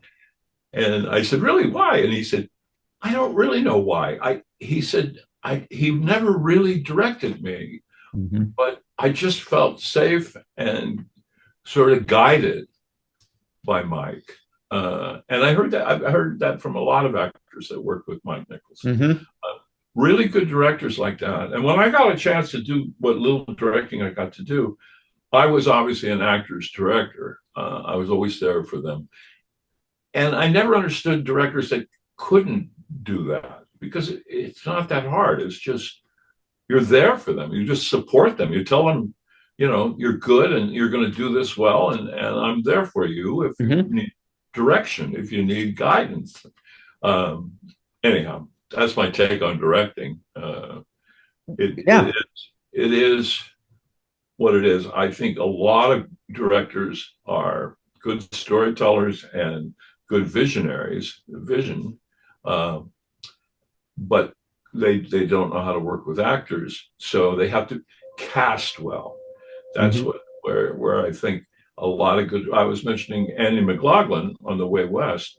Andy was a wonderful guy and very relaxed set, and got along with everybody. But I don't think he ever gave me a note or but he and I said that Sally Field, she had some frustration with that. She wanted a little more help at that time. So well, it's funny. Clint Eastwood is always known as like the one take director, but he also, I've seen him in a few interviews or whatever too. He believes in the actor. It's like, be prepared, and then when you get to the set, you do it. And if he needs to say something or tweak something, he does. Otherwise, he doesn't. And I think that it shows in his work. So it makes a lot of sense, actually, what you say. Yeah. And I got to tell you, I agree with him. I worked with directors. I worked with Michael Curtiz, famous. The Man in the Net. Man of the Net. Yeah, Alan Ladd, who, by the way, was one of my favorites. But yeah. And Curtiz was, Casablanca, Robin Hood, prolific. All these great movies. And I'm sure he was a good director, good storyteller, because I later, when I was in film school, I watched all his films. Yeah. But he was a mean man, really scary, and I read later that Jimmy Cagney, when he was doing the one where he played Cohan and won the Academy Award for it. Is that Yankee Doodle? Yankee Doodle Dandy. Yeah. Yankee Doodle and Dandy, and he said about Curtiz, he said, he's a great director, but he's a real prick. Yeah. Errol Flynn almost killed him, strangled him. I can't imagine the two of them in a room together. They did not love each other. But, sometimes that energy, and it's interesting. On Man in the Net, I had a scene where I was supposed to cry, and for some reason, I couldn't generate it. And like I said, Curtiz would do 40 takes. Wow. And his theory was it wore the actors out so that they finally just sort of gave a natural thing. Whereas Clint's idea was, if you don't get it the first couple times, why are you wasting, Right. And I sort of agree with Clint's theory. more than Curtiz's, because I did both. I mean, 46 takes into something, you're so frustrated. You're saying to yourself, what did I do wrong? Right. How are we going to change this? Yeah. Yeah. And he wouldn't say anything. He'd just say, Gorgon. He was Hungarian. And the first two directors I really worked with were both Hungarians, Andrei Titov and Mike Curtiz. And I literally thought all directors had a Hungarian accent. I was like 9 years old, 9 years old. And when I finally met a director that didn't sound like he was from Hungary, it really was an eye-opening experience for me. Oh, that. But Titov, I did a movie called Day of the Outlaw with Andrei Titov, which has now become a classic. It's a noir Western. Wow. At the time, it was just a Western. But Titov was this sweet, gentle, kind guy. Just the opposite of Curtiz. Curtiz would scream and call. We were 5 kids in the movie that helped Alan Ladd prove his innocence. They think he murdered his wife, is what the story. What was he like, by the way? What was Alan Ladd like? Because he's got kind of a interesting past himself. Yeah, short to begin with. That was shocking. I had seen Shane. Oh, I love Shane. Yeah, and Big and Bad Alan Ladd. I was really excited to meet him. He was very short. Probably only about 5'4". Oh wow, he's 5'4". That's so wild. I thought he was like 5'6", but you might be right. I remember there was a dolly shot where the kids, we were walking with him, all of us, and they literally, the dolly was on a track, but they put apple boxes for him so that he looked taller than us. I have heard that. I've heard the reverse too, that they actually would sometimes even dig a hole for the actress to stand in so that he was taller. Oh, really? Yeah, I didn't know that. I didn't see. But he was often put on the apple boxes. Wow. And in a scene, because the other actors were all would dwarf him. But he was very sick on A Man in the Net. He had shingles, really bad shingles. Oh, wow. I didn't know that. I just remember saying to my mom, "What's wrong with Mr. Ladd?" And on that movie, I met David Ladd, who was his son. And that was a lifelong friendship still. He was head of 20th Century Fox, wasn't it? That was Alan Ladd Jr. That was Alan Ladd Jr. That's right. That's right. David became a producer though, and was at MGM for years. Wow. And he's the one that told me that his dad was just very sick on that movie, and you can sort of see it in the performance. He lacks the energy that Ladd usually had, and he got better after that in subsequent movies.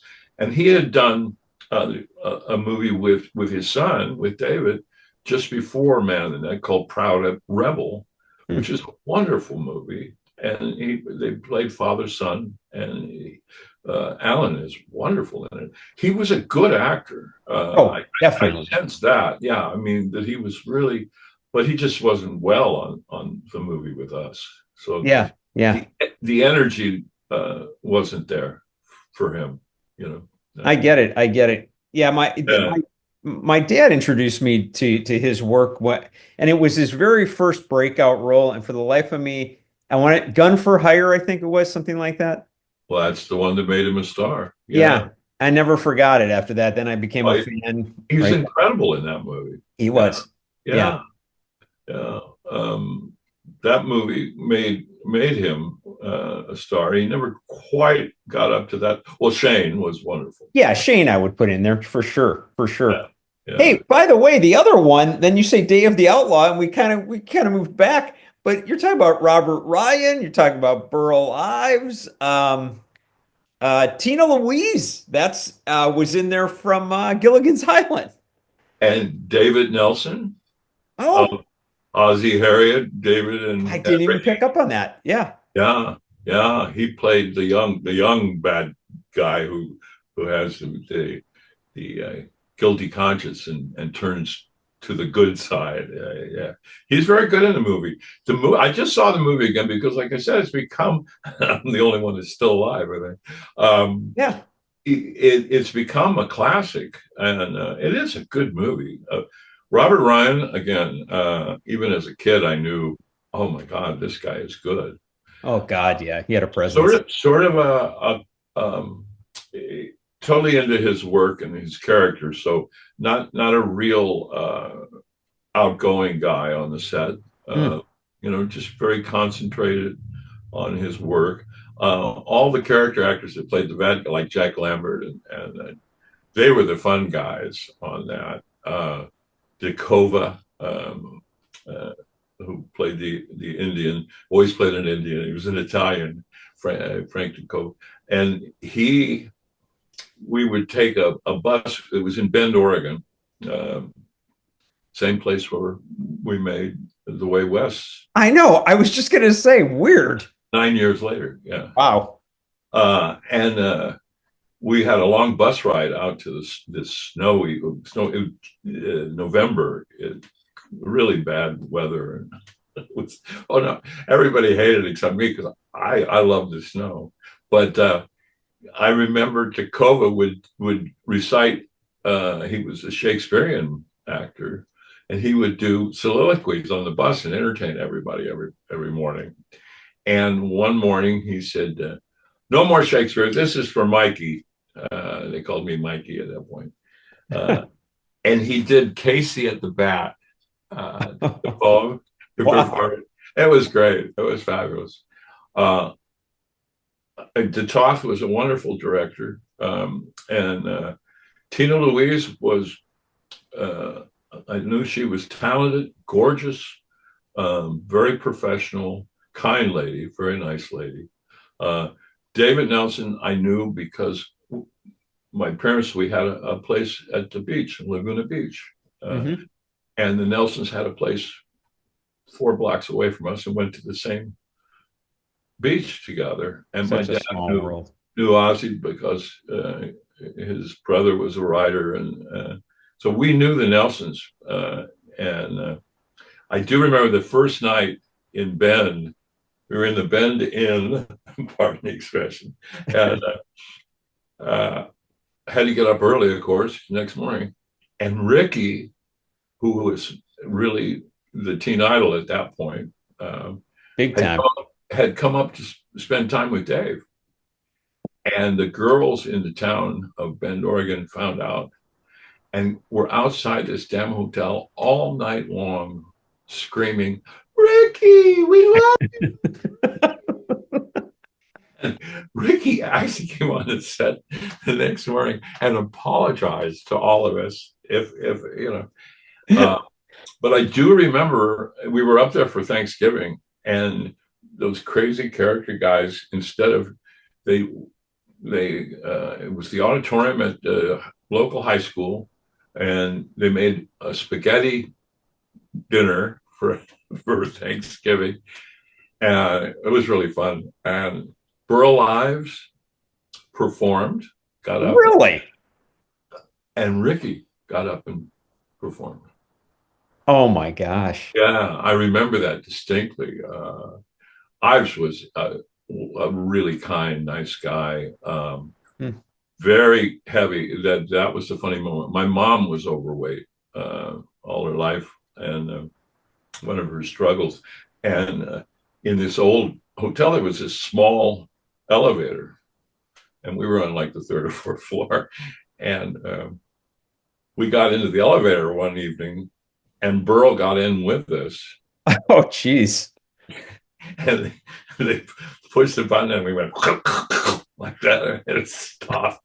And the doors opened, and he got out and bowed to my mom and said, "I leave it to you, my lady," like that, and Wow. Let us go up in the elevator.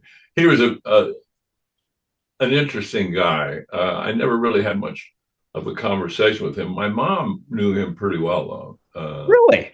Yeah, she always, like I said, she became, a mother to Burt Reynolds when we were on Riverboat. Yeah. My mom was one of those people that she was a wonderful actress in her own right. She didn't ever pursue it as a career, but, and it's really the reason I was a good kid actor, because she was a wonderful director. She would direct me the night before better than the director the next day. Yeah. And, she, but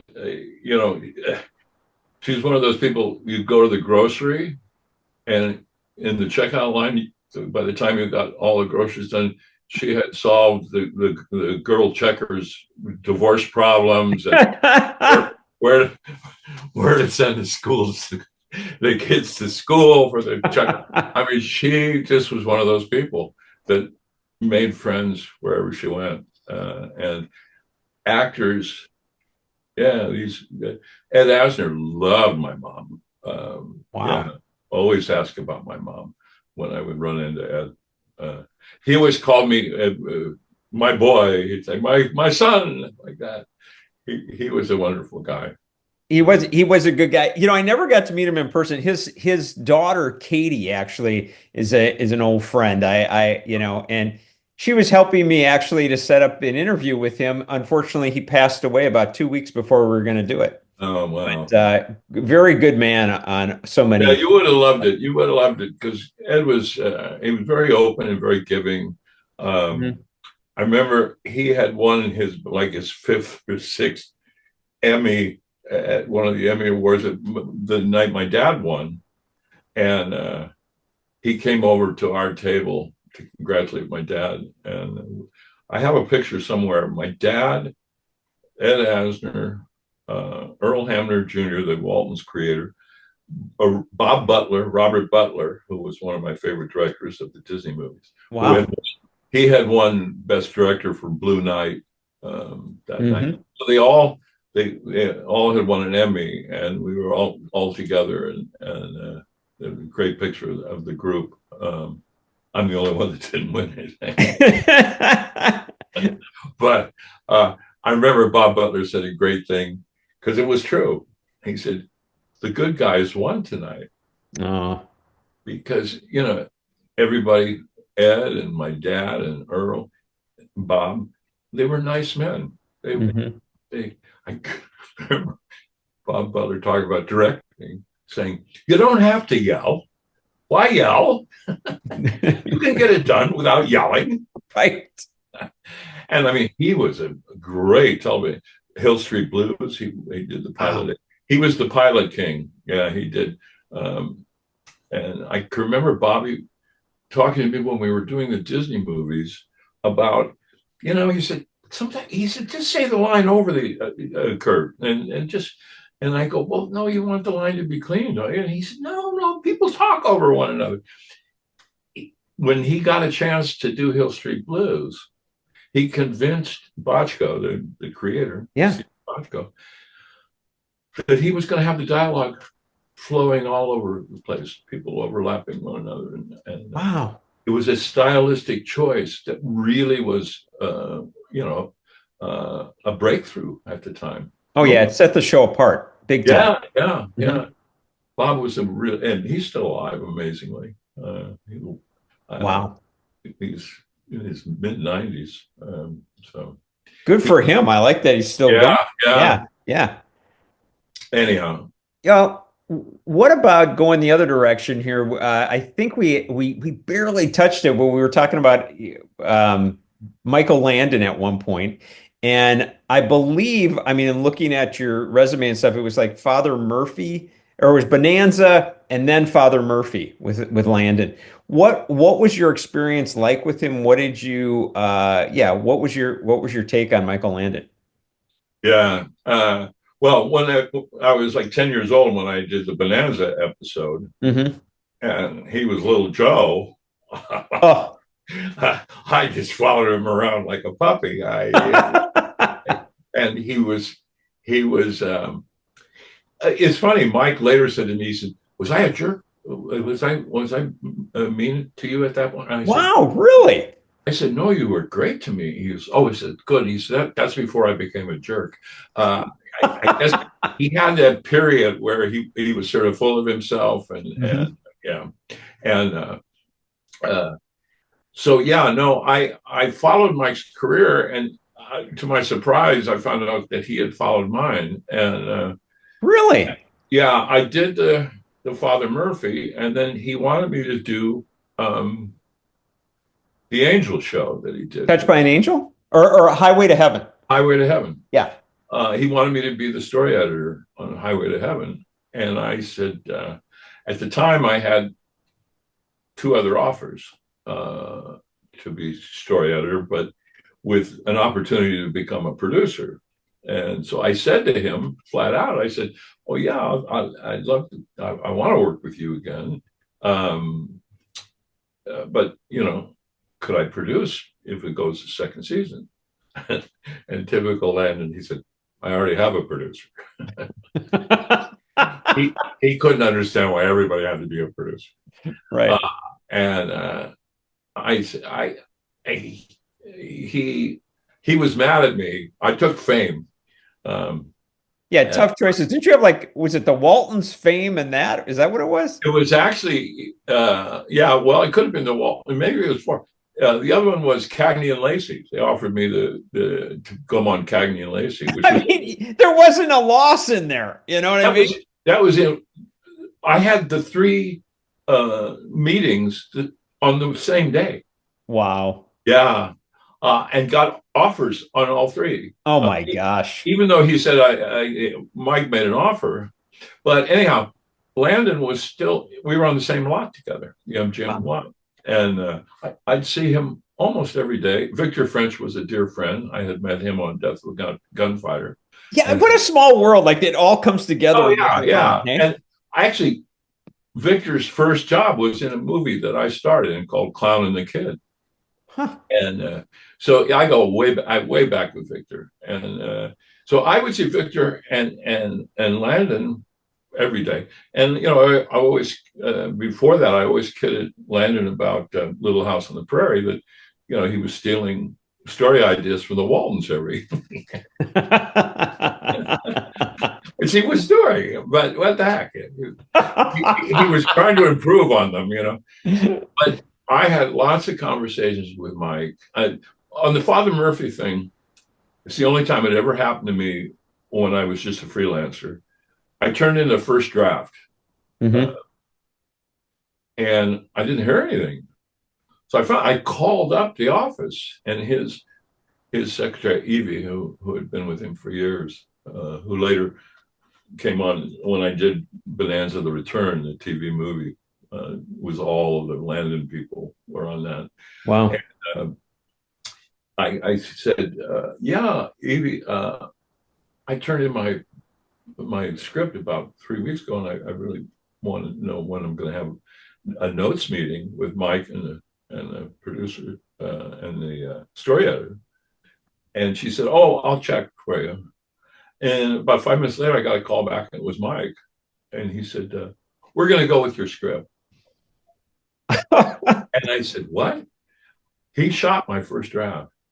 Wow. And I later said to him, I said, why did you do it? He said, well, why? It was okay. It was good. He said, why do these people all have to rewrite everybody? Wow. He was so, and I learned that from him. I learned that you shouldn't tamper with something that works. It's an ego thing that everybody, the writers and directors and actors and studio executives. And, definitely studio executives. all want to piss on it, They all want to have their smell, and it's damaging. I learned that it's very. And Mike was just, and he did that with his actors. He didn't over direct them. He didn't because he was so good at everything he did, and that was tough. I was again. I think it was during the third season that I was on Fame, and I was producing by then. And I would see him, and he was happy. That's what was sad. He finally, his first two marriages were not good. Mm-hmm. He was a workaholic. And I actually, one time I saw him leaving it, like, because he would shoot. The crews loved him. They'd go home at 4:30. Yeah. He had he was loyal to them all the way through. And he was Eastwood type of 1-2 takes, move on, Yep. And but then he would go up and write, mm-hmm. and do cuts and do work with the editors and blah blah blah, and workaholic, total workaholic. But I can't remember her name. She was the makeup artist. His last wife, we mm-hmm. had with. Cindy? Was it Cindy? Yeah, I think it's Cindy. Yeah. That was a good, and he was mature. And one night I saw him, he was leaving at 5:30, and I said, "Well, where are you going?" He says, "I'm going home." Oh, wow. And I said, "Wow." And he said, "Yeah, really, wow, Mike.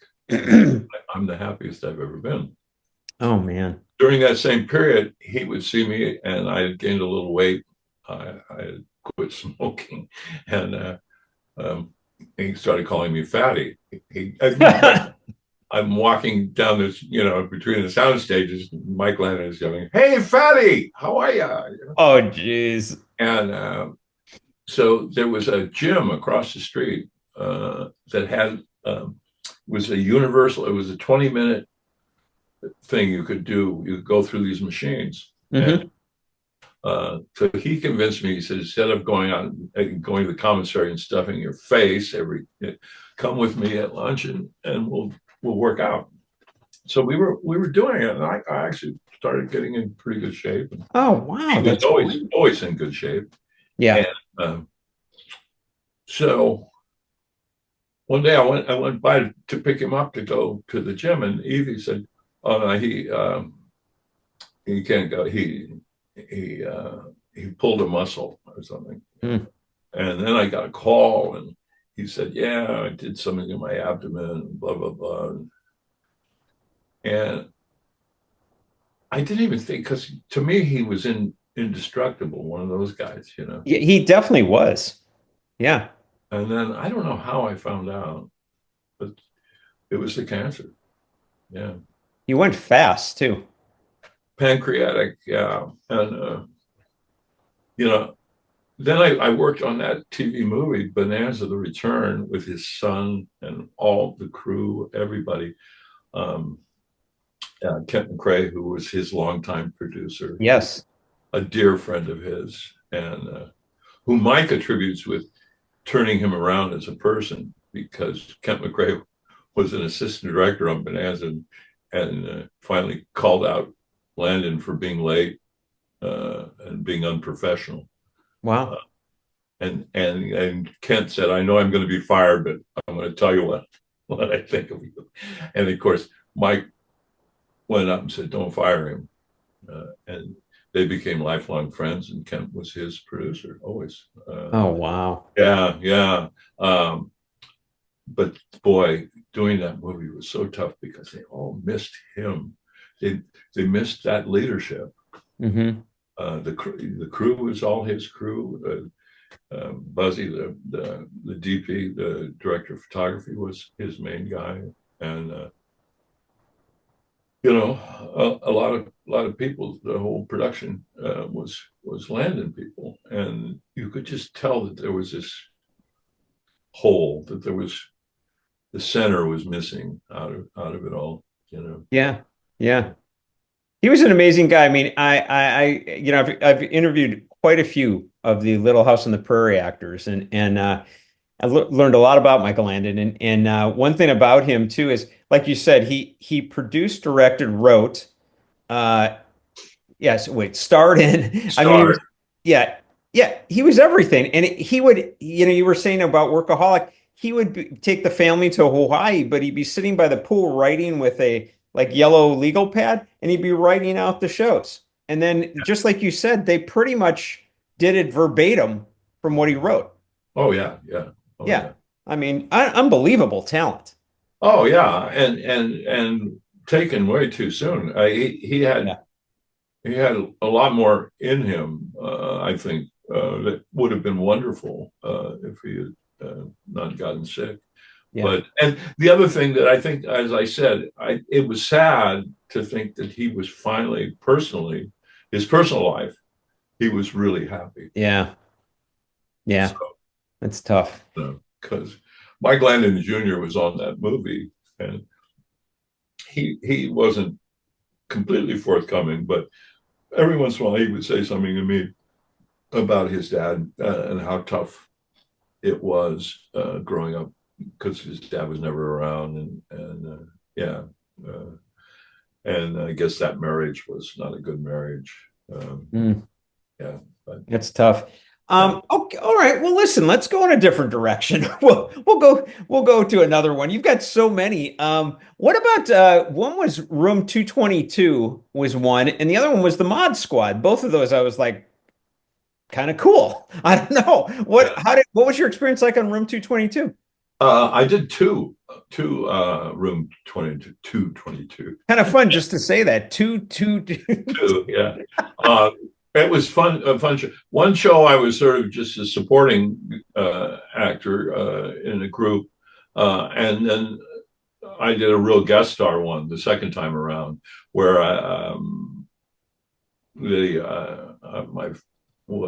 my parents threatened to sue the main teacher because he broke up a altercation, and I broke my arm, and yeah, anyhow, great experience again. That's it echoes. I'm seeing a pattern for Mike McGreevey. I was in love with Karen Valentine. Oh God, who wouldn't have been? Yeah, she was just so cute, and didn't really. But you know, I bugged her enough. I think she didn't say leave me alone, but it was sort of followed her around both weeks that I was on that show. Again, the writing was really good. My dad actually did some Room 222s too. And the director, Ivan Dixon. Good memory. Yeah, who was a black actor, a wonderful black actor. Isn't he the guy from Hogan's Heroes? Yes. Yeah. He was the black guy in Hogan's Heroes. Sure. And I worked with Ivan several times later. What he did quite a few Waltons, and he did a show that I did called Palmerstown, USA. I remember that. Sure. With Alex Haley, and Ivan directed some of the best episodes of both the Waltons and that show Palmerstown, and did a lot of the Room 222s. They were very well done and good directors, good writing, and I had fun on those. I really did. And what about the Mod Squad? Obviously, sadly, we just lost Michael Cole very, very short while ago. Yeah.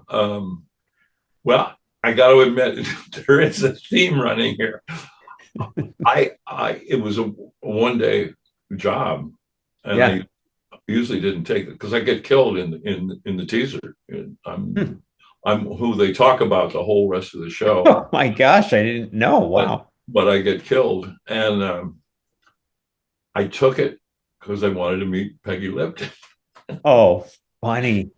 And of course, the day I worked, Peggy was not there. Story of my life.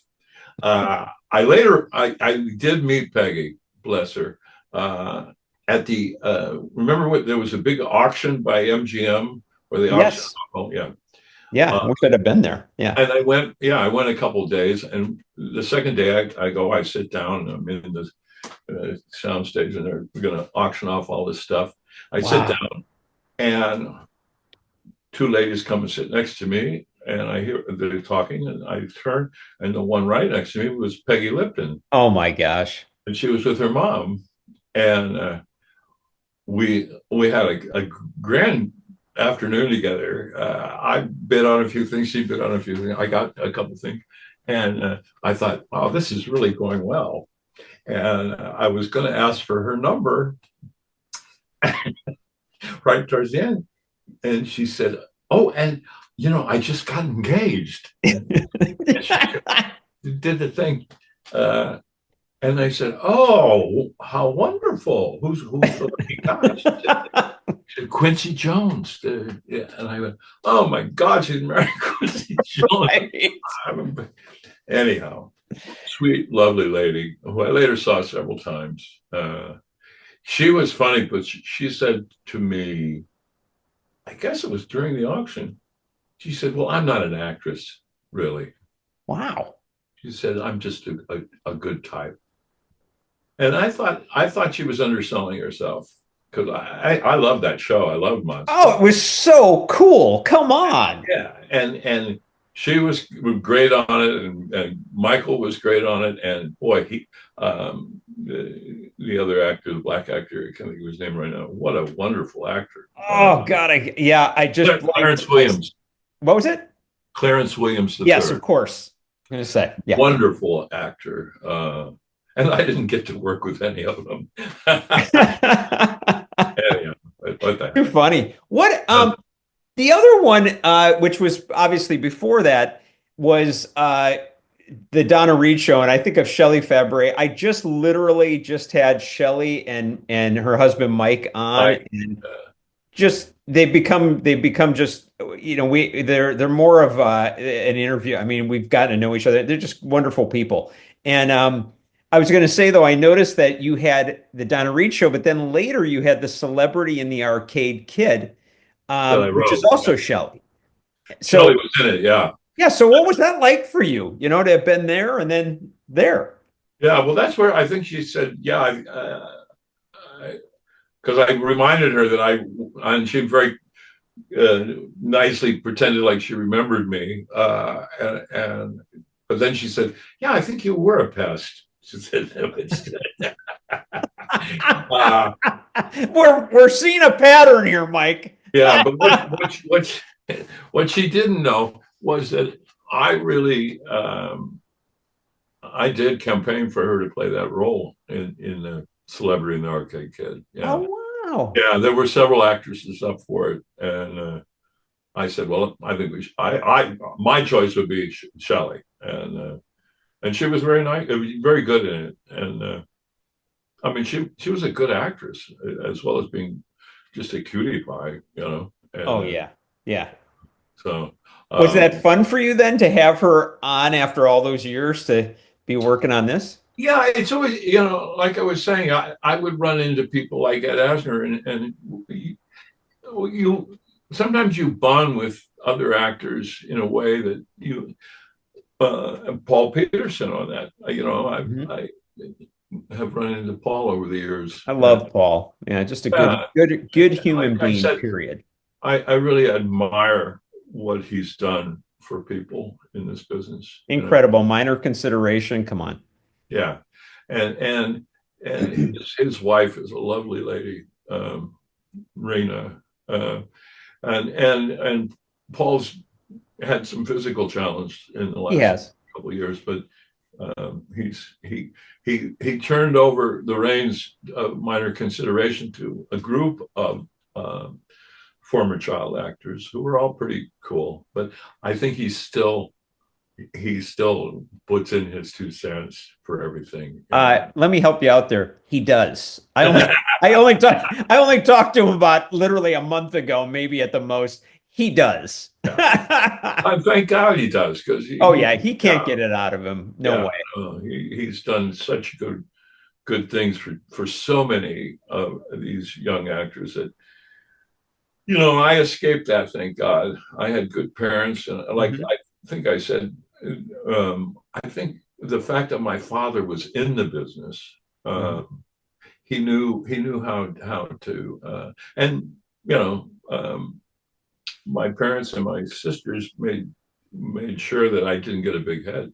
I had to take the garbage out every Friday. Yeah.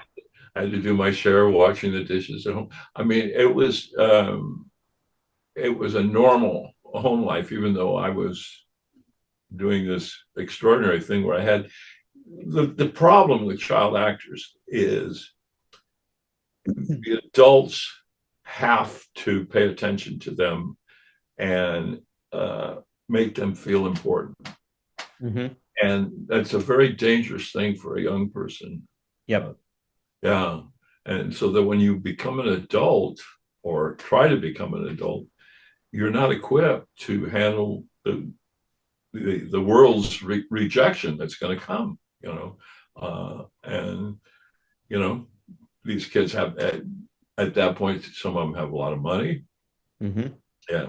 And the temptations are out there, and, they go in the wrong direction, and try to self-medicate, as they say. Yep. Oh, yeah. I They think take also away- the fact Take that away the hurt and the fear. There's a lot of hurt and fear. I never felt any of that, thank God. I also, the transition from childhood to adult acting, was very simple for me. I was very lucky. And I always, as I said, I always intended to move to the other side of the camera. So when I became a quote Disney actor, yeah, it didn't bother me because it gave me the opportunity to start writing and do other things than just the acting. well, let's talk about that too, because you wrote for the Waltons, was Quincy and I know Fame, but what's the tie-in with Earl Hamner? Because I feel like that was a big part of this. Yeah, because he became, as I said, my mentors were my father, Earl, and Mike Landon. The tie-in was my dad and Earl were best friends. Wow. And my dad wrote 22 Waltons. Oh my gosh, I didn't know that. Yeah, 22. Wow. 22 episodes. And again, Earl just loved it because he didn't have to rewrite him. Dad really understood John Boy. He really understood that because he grew up on a farm in Indiana during the Depression, much like Earl. He did not have the positive family experience that Earl had, but so I think my dad, it was therapeutic for my dad to write the Waltons. How interesting. And there were a lot of story ideas that came out of our own experience. There was a famous two-part Waltons called The Burnout, where the house catches on fire and it almost burns down. And vaguely, I remember that. Yeah, well, the fans, that's one of their favorites. Oh yeah, definitely. Obviously, and that's based on when I was a kid in Connecticut. We were in a house fire, and I I shouldn't tell the story, but I saved all of us because I was like 4 or 5, and I got up in the middle of the night. My dad had a fire. It was dead of winter. Thank God the snow was up. We were out in the countryside outside of New Milford, Connecticut, in this house, and the snow was had heavy snow the night before, and my dad had built a fire in this double fireplace, and somehow some embers got up into the insulation. Oh my gosh! But I got up in the middle of the night to go to the bathroom, and typically went in, and instead of peeing in the toilet, I peed into the little tin trash can. And it made such a loud noise, I woke my mother up. And she came out to go to get me in the bathroom, and was on the landing of the second story, and looked down the stairs and saw the glow. Oh my gosh. And I remember my sister and I being, my dad took us out the window because we couldn't go down the stairs. We went out the window, and thank God the snow was so high that we only had about a 2-foot jump down into the snow to get out of the house. Holy cow. Yeah. That was out, and it was out in Connecticut countryside. It was a volunteer fire group. Yeah. So it was that our neighbors came and put the fire out. Wow. I remember that. It was really, and it was sort of fun because, you're out in the snow at night. And it was, but a lot of the Walton stories came out of my dad's own experiences, both with our family and with his original time in Indiana. Oh, wow. And the Depression. Yeah. So he was the perfect person other than Earl to do the Waltons. So did Earl, excuse me, so did Earl kind of give you kind of a break in essence and say, hey, you want to come on board type of thing? What? Yeah, it took me about 3 or 4 tries. I would submit story ideas to him. He said, and he always liked the story ideas, but the network would turn them down.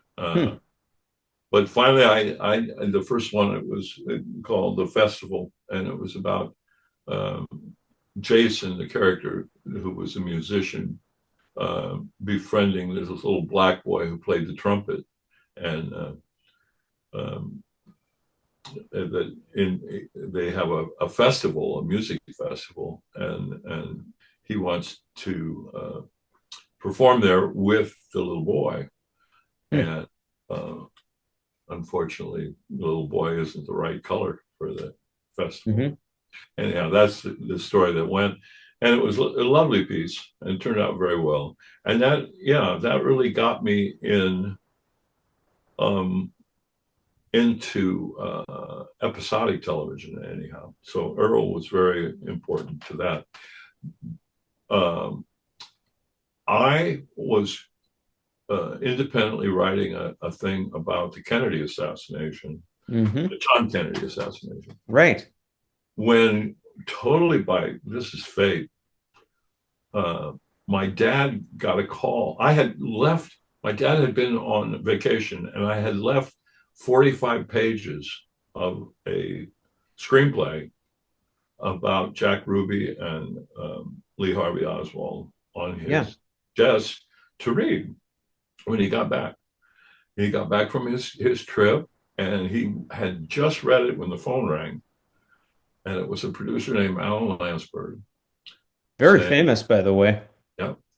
And Alan said, John, we're thinking we want to do something about the Kennedy assassination. Oh, come on. Would you be interested? And he said, well, Alan, I can't do that because my son, sitting here and right in front of me, my son has already written something about it. And bless Alan Lansberg, he said, well, would you do it with your son? Wow. And Dad said, well, I'll have to ask Mike. And first they sent the 45 pages over to Alan, and he read it and said, this is great. This is a great start. And so writing with my dad really got me into the long form. It was a 3-hour TV movie called Ruby and Oswald. 1978. Very proud of to this day. I did most of the work, and my dad taught me, again, mentored me through the whole process. And my father had an alcohol problem that he took care of and was sober the last 46 years of his life. Oh, that's huge. Yeah, but there was some damage done in my teen years between the two of us. And co-writing Ruby and Oswald was not only a great experience in terms of writing and learning, and but healing between my dad and I. Oh, that's so cool. Yeah, it was cool. And that production was I was able to, I made some really good friends, Alan Lansberg and Paul Freeman, the line producer, and Mel Stewart was the director. Mel had done a wonderful documentary that had won the Academy Award called 4 Days in November, which was about assassination. And CBS was really terrific with me. I had almost a year where they paid for me to research the whole thing. I think they were all hoping I'd find a you know, conspiracy theory. Right. What? Yeah. Problem was is if you're honest about it, Yeah. it really what it comes down to is Oswald acted alone, and it was just one of those quirky, weird things. And the magic bullet is not really magic; it really happened. They proved that later with Right. when computers became. So I mean, basically, but CBS made me, and so did Alan Landsberg. Thank bless him. I had to have at least four. Uh, either eyewitness or something from the investigations. Wow. I had to have backup for everything that I wrote. That's impressive. Yeah, we had the script was 146 because it was a 3-hour movie, 146 pages of just normal script. But then I had to give the CBS lawyers for each page, I had to give them the documentation or the recordings of the eyewitnesses or what the Warren report said. I read all 26 volumes of the original Warren report. Oh my gosh. Yeah. Took me months. And what I realized was that the condensed version was good enough. But and then it bothers me that, and I'm not knocking other filmmakers, but movies like JFK, it's very disturbing because they obviously didn't do their homework. They were just using this very sad historical moment to make a film that they wanted to make, but it's not the truth. I'm not saying Ruby and Oswald is the absolute truth. No, but you did a year of they paid you basically to do a year of research, which would have been kind of a dream, by the way. But yeah. Oh yeah, I can't believe they gave. I was on salary the whole time. Yeah. God. What was great is I got to do all the legwork, and then my dad, we'd sit down, I'd write something and give it to him, and then we'd get together and rewrite it and work on it. So that I think your original question was, how did I get started? And it was Earl Hamner started me in episodic. Yep. And Dad started me in long form. Yeah. I love it. I love it. I was very lucky. And what about the segue to Fame? Because, by the way, I always loved Fame. I loved the movie. I loved the soundtrack. I loved the show. How did you get involved in that? Okay, so the one thing we haven't discussed was how I started. Oh, yeah. You know what? That's so funny. I do want to thank you, Mike. And anyway, tell me, I read a bit about that. I want to hear if it's true. So go on. Tell me. Yeah. How'd you get started? My sister and I was probably 5, and my sister was probably 6 or 7. We were in Connecticut, and we saw, I think it was Swing Time, Fred Astaire and Ginger Rogers. And we went to my mother and said, we want to do that. We want to be those people. Wow. And I can remember that's really and then later on, I saw Singing in the Rain. Oh, yeah. And I wanted to be Gene Kelly. Yeah. Either Fred Astaire or Gene Kelly. I'll take either one. So at 5, I started dancing at a dance school in New Milford, Connecticut. And then when my dad moved us out here, I was 7. We went to a dance school that was owned by Marge and Gower Champion, who were a famous dance team. And Gower Champion was a wonderful choreographer, but later became a great Broadway producer. He did Bye Bye Birdie and 42nd Street. So famous. And Mame and Hello Dolly. And Gower, his first job as a choreographer and film director, he got to do all the musical numbers in an RKO musical, a Jane Powell musical called The Girl Most Likely. Mm-hmm. And one of the dream sequences was a dance and musical number with 9 kids as Indians, little Indians. And the way the story goes is Gower said to Marge, his wife, I'm having trouble with this sequence with the Indian kids. I don't know how to find these kids, these dancing kids. And Marge said, Gower, we own a dance studio.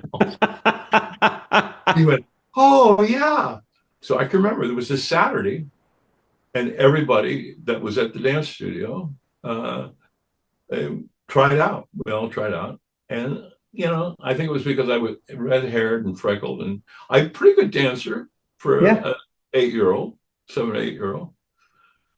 So I spent the whole summer working with Gower Champion and Jane Powell on this number that's in this movie.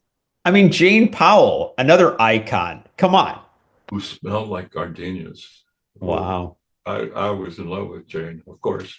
But, and then after that, the guy who was the assistant choreographer on that was doing his own choreography on a TV show called the Giselle Mackenzie Show. She was a Canadian singer who had been on your shows and on. Oh, yeah, Sid Caesar. Her Hit Parade, yeah. And Giselle was this wonderful lady and beautiful singer and good dancer.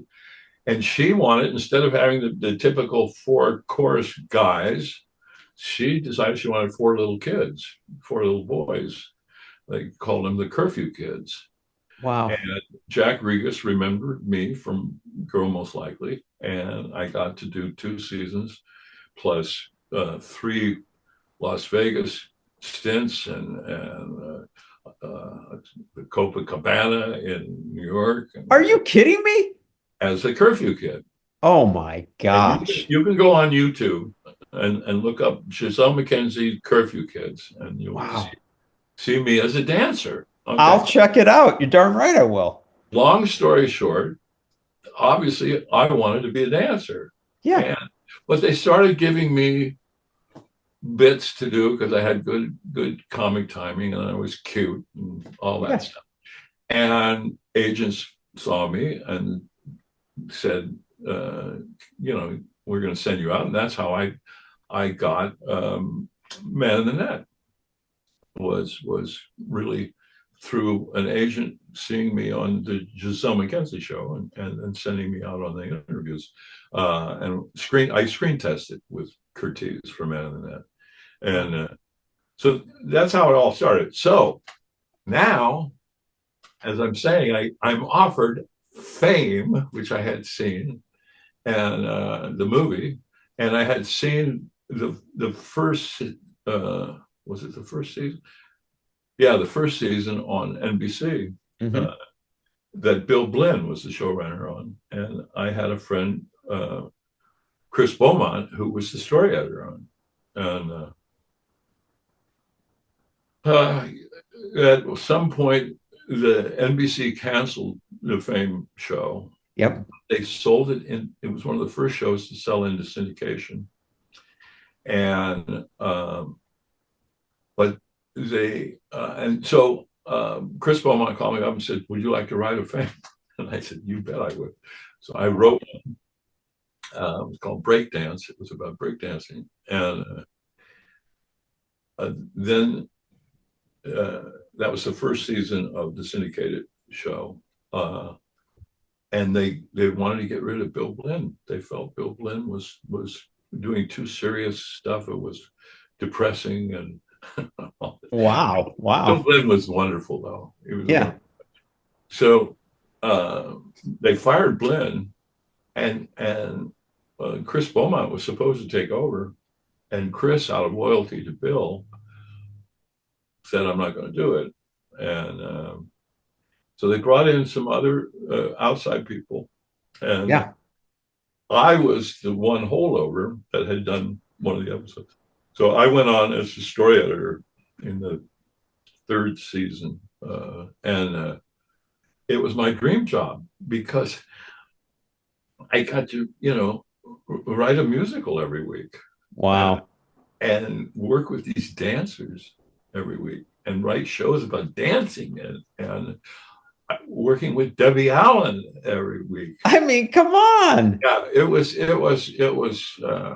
was my dream job, and I ended up writing. I think I wrote 14 episodes altogether. And That's pretty cool.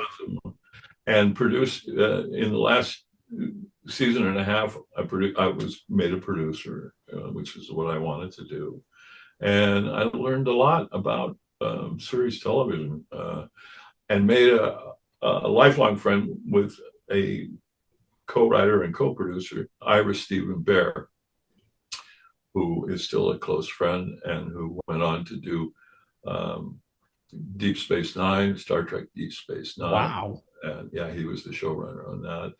Tons of other great stuff. Ira's just an incredible talent. And so that's my fame story.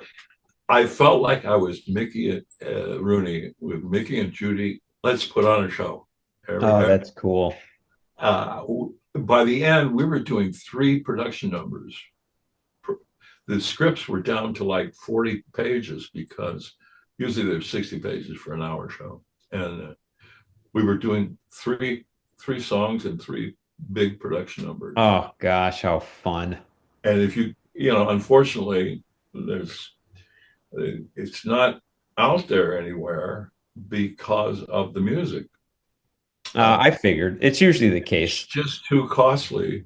ASCAP, all the music was through ASCAP, and Yep. The SAG would have been fine, WGA would have been fine, but to add the music thing, the royalties, MGM can't make any money. Yeah, no, I can't tell you how many shows I hear that about that aren't even musical shows that just had a couple, few numbers. We had, I mean, my God, Yeah. yeah, and we had some great people on that show, young talent. It was just fun, and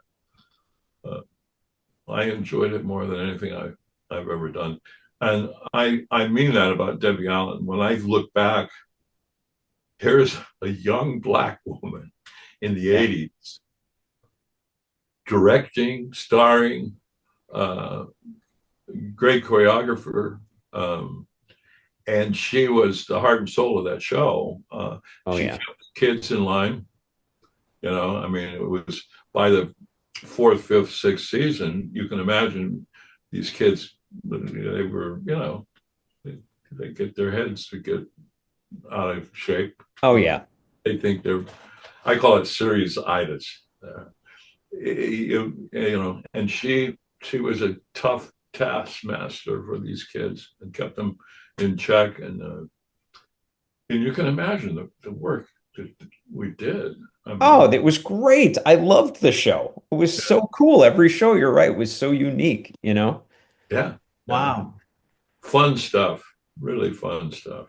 Yeah. Hey, on a whole nother level, going all the way back again, the one thing that you didn't mention I was curious about is I heard that Jack Benny liked you. Is that true or not? Yeah, well, that was with Giselle.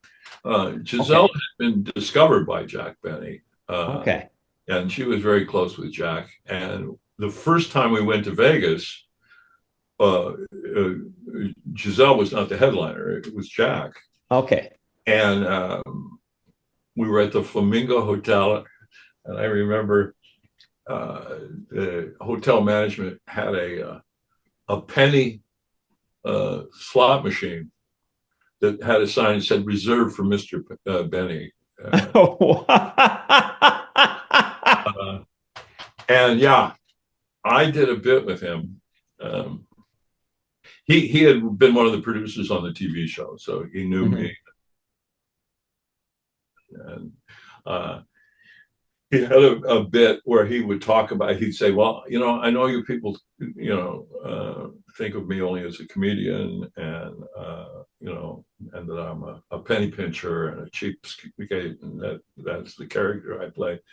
But in reality, I'm really a serious musician, and I play concert violin, and I'm not cheap because I own a Stradivarius, and I think this is back in 1958, 59. So, and I bought it for almost $100,000, which today would sound like $2 or $3, $4 million. Right. And he said, he said, I know you expect me just to be funny all night, but I'd like to entertain you with something. And then he would say, could you please bring out the Strad? And I would bring it out on a pillow, a red pillow. Wow. And I remember sort of the routine. Somehow we get in an argument. He goes, that's no way to handle a Stradivari. And of course, it was a prop violin, and we would break it. Yeah.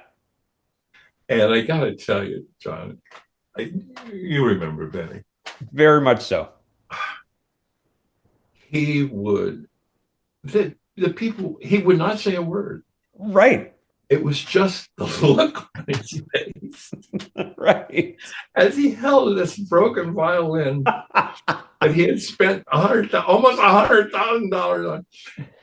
He would milk it. This audience, sometimes they'd laugh 2 or 3 minutes, it felt like. Oh, and I'd have to stand there.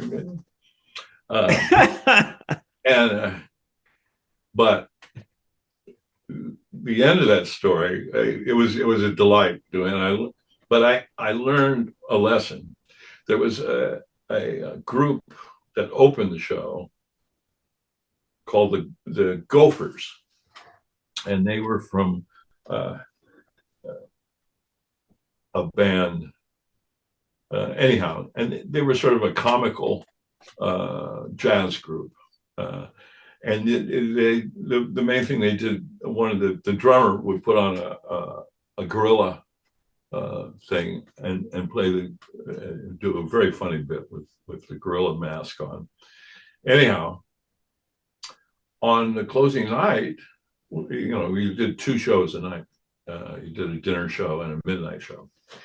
On the dinner show, I had memorized the Gophers routine from the Wings. They completely changed it and ad-libbed everything. And it came off, and the drummer guy, Harry, I remember him. I said, you changed everything. And he said, yeah, it's closing night. I went, oh, you changed things on closing night. So, yeah. I ad-libbed with Mr. Benny. Oh, geez. And it broke the timing. Oh. Yeah. And I knew I had done. I went straight to Giselle Mackenzie's dressing room after the midnight show to hide, basically. And he came in, and boy, in a kind way, yeah, he read me the riot act. And he said, did you see what happened out there, Mike? That you messed up the timing. Yeah. You didn't tell me you were going to ad-lib, and you shouldn't have ad-libbed. And you see how you ruined the moment. Wow. I started crying. Oh, geez, of course. And he hugged me and said, it's okay, but don't ever do that again. That's very unprofessional, and I'm surprised. And I said, well, the Gophers. Yeah, that's my Jack Benny story. And I adored him. He guest starred on the Giselle show twice, and George Burns would come to the rehearsals. Oh, come on! And I didn't know who George Burns was. And I didn't know who Jack Benny was. And, right. And I noticed Mr. Benny. Burns would come in and go, "Hello, Jack. Hello, Jack," and Jack Benny would crack up. I laugh at it. And I literally said to my mom, why does Mr. Benny think Mr. Burns is so funny? And my mom said, I don't know. But, that later it came out, George Burns could just, go take a cigar and go like that. And Benny would crack up. Everything that Burns did, Benny thought it was funny. And this old friendship, it was fascinating to me. Burns never did the show. I don't know why, but I would have liked for him, because I would have liked to have worked with him too. That show, I got to work with George Raff was a guest. Oh my gosh, come on. Ronald Reagan was a guest. Wow. Boris Karloff. Oh, no way. What was he like? Just that voice alone. He was delightful. And Cesar Romero. Oh gosh. Was a guest star on Giselle Mackenzie, and I later did the 3 movies at Disney with Cesar. Oh yeah. Cesar. Actually, wasn't he also in The Gunfighter? Was it The Gunfighter? No. Oh, he was in the movie The Gunfighter, I think. Yeah, but not just The Gunfighter. Right. So Cesar was in all 3 of the Kurt Russell comedies, and he played Arno. I remember him. Wow, yeah. Bad guy. But he was a guest star on the Giselle show too. Yeah. Did you, years later when you're working with him, did you mention, hey, I remember you from that? Yeah. Oh yeah. Oh, I love Cesar. Butch Romero. Everybody knew. But and George Raff I didn't know who he was. Of course, he was the sweetest man. And my mom really became good friends with George. Of course. But I played him as a boy in a sequence. So they put a black wig on me. I've got a picture somewhere of me. Oh, wow. And I had to learn how to flip the coin. Yeah. Oh, yeah. He was famous. Yep. I was so scared. Live television. Wow. I thought I was going to drop the coin, But if you go on, YouTube's got some of the episodes of unfortunately, the Giselle Mackenzie show, they had kinescopes in those days, which were just films of the live. They would film the monitor, and she had kinescopes of both seasons, but left them in her garage in Encino, and the heat destroyed half of them. Oh my gosh! You can go to the television.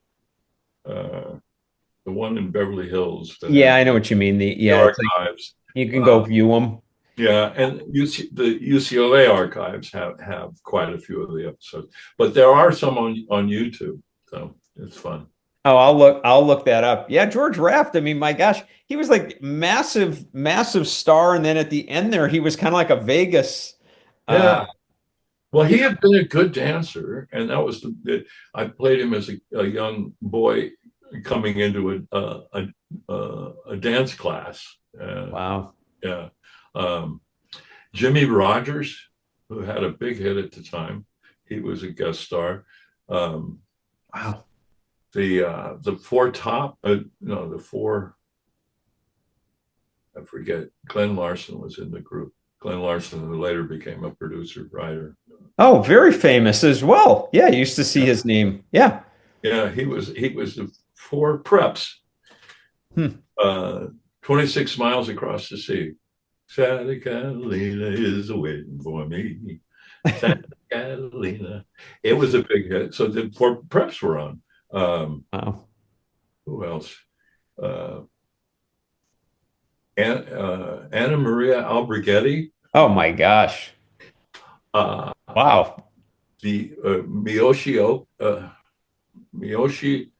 Umeki, who won the Academy Award for Sayonara.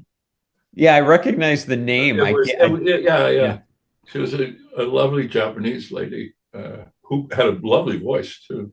Oh. Anyhow, there were a whole bunch of interesting guest stars that what's her name? Evie was married. I'm going to forget. Edie Gourmet, Eva Marie Saint. Oh, Edie Gourmet and Steve Lawrence. Yeah. Okay. Oh, I loved Edie Gourmet. Yes, she was great. And she liked me. Yeah, Edie was really a nice person.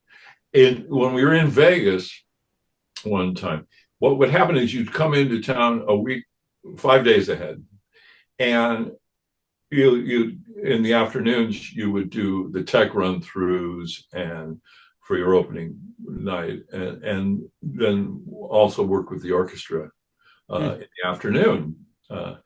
And you also there was a tradition, you went to see the other shows along the strip. Oh, that's cool. And I remember we saw Edie Gourmet and Steve Lawrence. They were wonderful. The other one I remember is Gordon McRae and Sheila McRae. Oh, yeah. Yeah. Yeah. And the McRaes stayed at the same apartment complex that we stayed at. And I used to play tennis with Gordon McRae in the afternoons. Oh, Jesus. And of course, I had seen both Carousel and Oklahoma. Yeah. And I don't remember saying it, but Gordon always loved that I had asked the question. I had said, "You played curly in Oklahoma, right, Mr. McRae?" And he said, "Yeah, that was me." And I said, "But you don't have curly hair."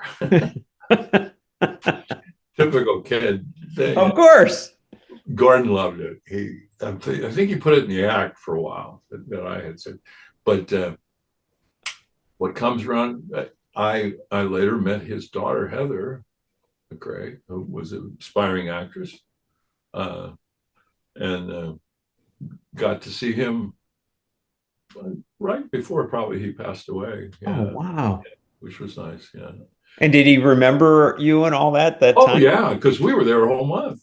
Wow. They were at the Desert Inn. We were at the Sahara. That I think it was the last time we were in Vegas. What a time to have been in Vegas, by the way. Wow. Well, that's the life that I I would have liked to have lived. You sleep until 1 o'clock. You go to school for 3 hours. Then you go eat dinner at 4:35. Then you do a show at 7 and a show at midnight. You go to bed at 2:30 in the morning. Oh, Jesus. It was great. It's and I also like the theater. I like the Broadway thing. I never really got to do that. Gower Champion wanted me to come back when he was doing Bye Bye Birdie, but my mom and dad, we just couldn't take it, and it became a hit. We couldn't do it. Same thing with my mom and dad. My mom's best friend was a woman named Catherine Preston, who was married to Robert Preston, who was the music man. Yeah. Bob had wanted me to come back to do the Music Man originally, and we couldn't do it. I did later, not with Bob. I did do the National Touring Company of Music Man. Wow. Which was fun, a lot of fun. Yeah. Yeah. God. Got to sing and dance again. Yeah. It's so funny how that's come back, into your life. Oh, yeah. Over time. When I was a little kid, we lived in Phoenix, and we would go to the Grand Canyon. We had very little money, I guess. But my dad would take us to the Grand Canyon, and I remember seeing the Indian dancers. And I fell in love with that sort of beat. And I actually made my mom buy me moccasins, and I had a little drum, like tom-tom, and I would dance do an Indian dance. And then ironically, the first movie I make, I play an Indian dancing with Jane Powell. Unbelievable. Unbelievable. Yeah. Wow, Mike. I think we covered it. I thought it was phenomenal. I am so glad you came back and that we could talk more because, like I said, I was like, there's just so much there. I mean, how fun is that? Yeah, it is fun. It's fun to look back to. I really have had a charmed experience, and all the wonderful people. Unfortunately, I've lost most of them, but there's still enough around. So, oh, yeah. Yeah. And you're still here, Mike. That's the beauty of it, Unfortunately, yes. Yeah. But, everybody, I'm so lazy. I'm supposed to write a memoir, but maybe your show will just take care of it. That takes care of the memoir, huh? Yeah, I don't have to do all that writing. I've written, as my father said to me after he had a stroke in his 80s. I said, Dad, you should write something. You should write either a memoir or even a how-to, type book. Sure. And he turned to me, he said, I've written enough. At the time, I thought, what a weird thing to say. But I understand what he's saying, boy. This whole office is filled with a lot of stuff, that didn't get made. Right, of course. Write a lot of stuff that doesn't get made, So. Oh yeah. Well, listen, Mike, thank you so much. It's been an absolute pleasure, and I'm so glad we met, and I'm just so glad that we could spend time together. It's just been great, and I appreciate you being on the show, big time. Oh yeah, it's been fun, and let's stay in touch. I would really love that. Okay. Love it. Yeah. Right. Okay. Well, take care of yourself. Thank you. You know it. Hope you enjoyed the interview. Please don't forget to hit the subscription button and also hit the notification bell right after that so that you get notified whenever I have a new episode. And be sure to check out some of my other interviews. Henry Winkler, Jerry Mathers, Angela Cartwright, Shelley Fabares. It goes on and on. They're so great. Enjoy.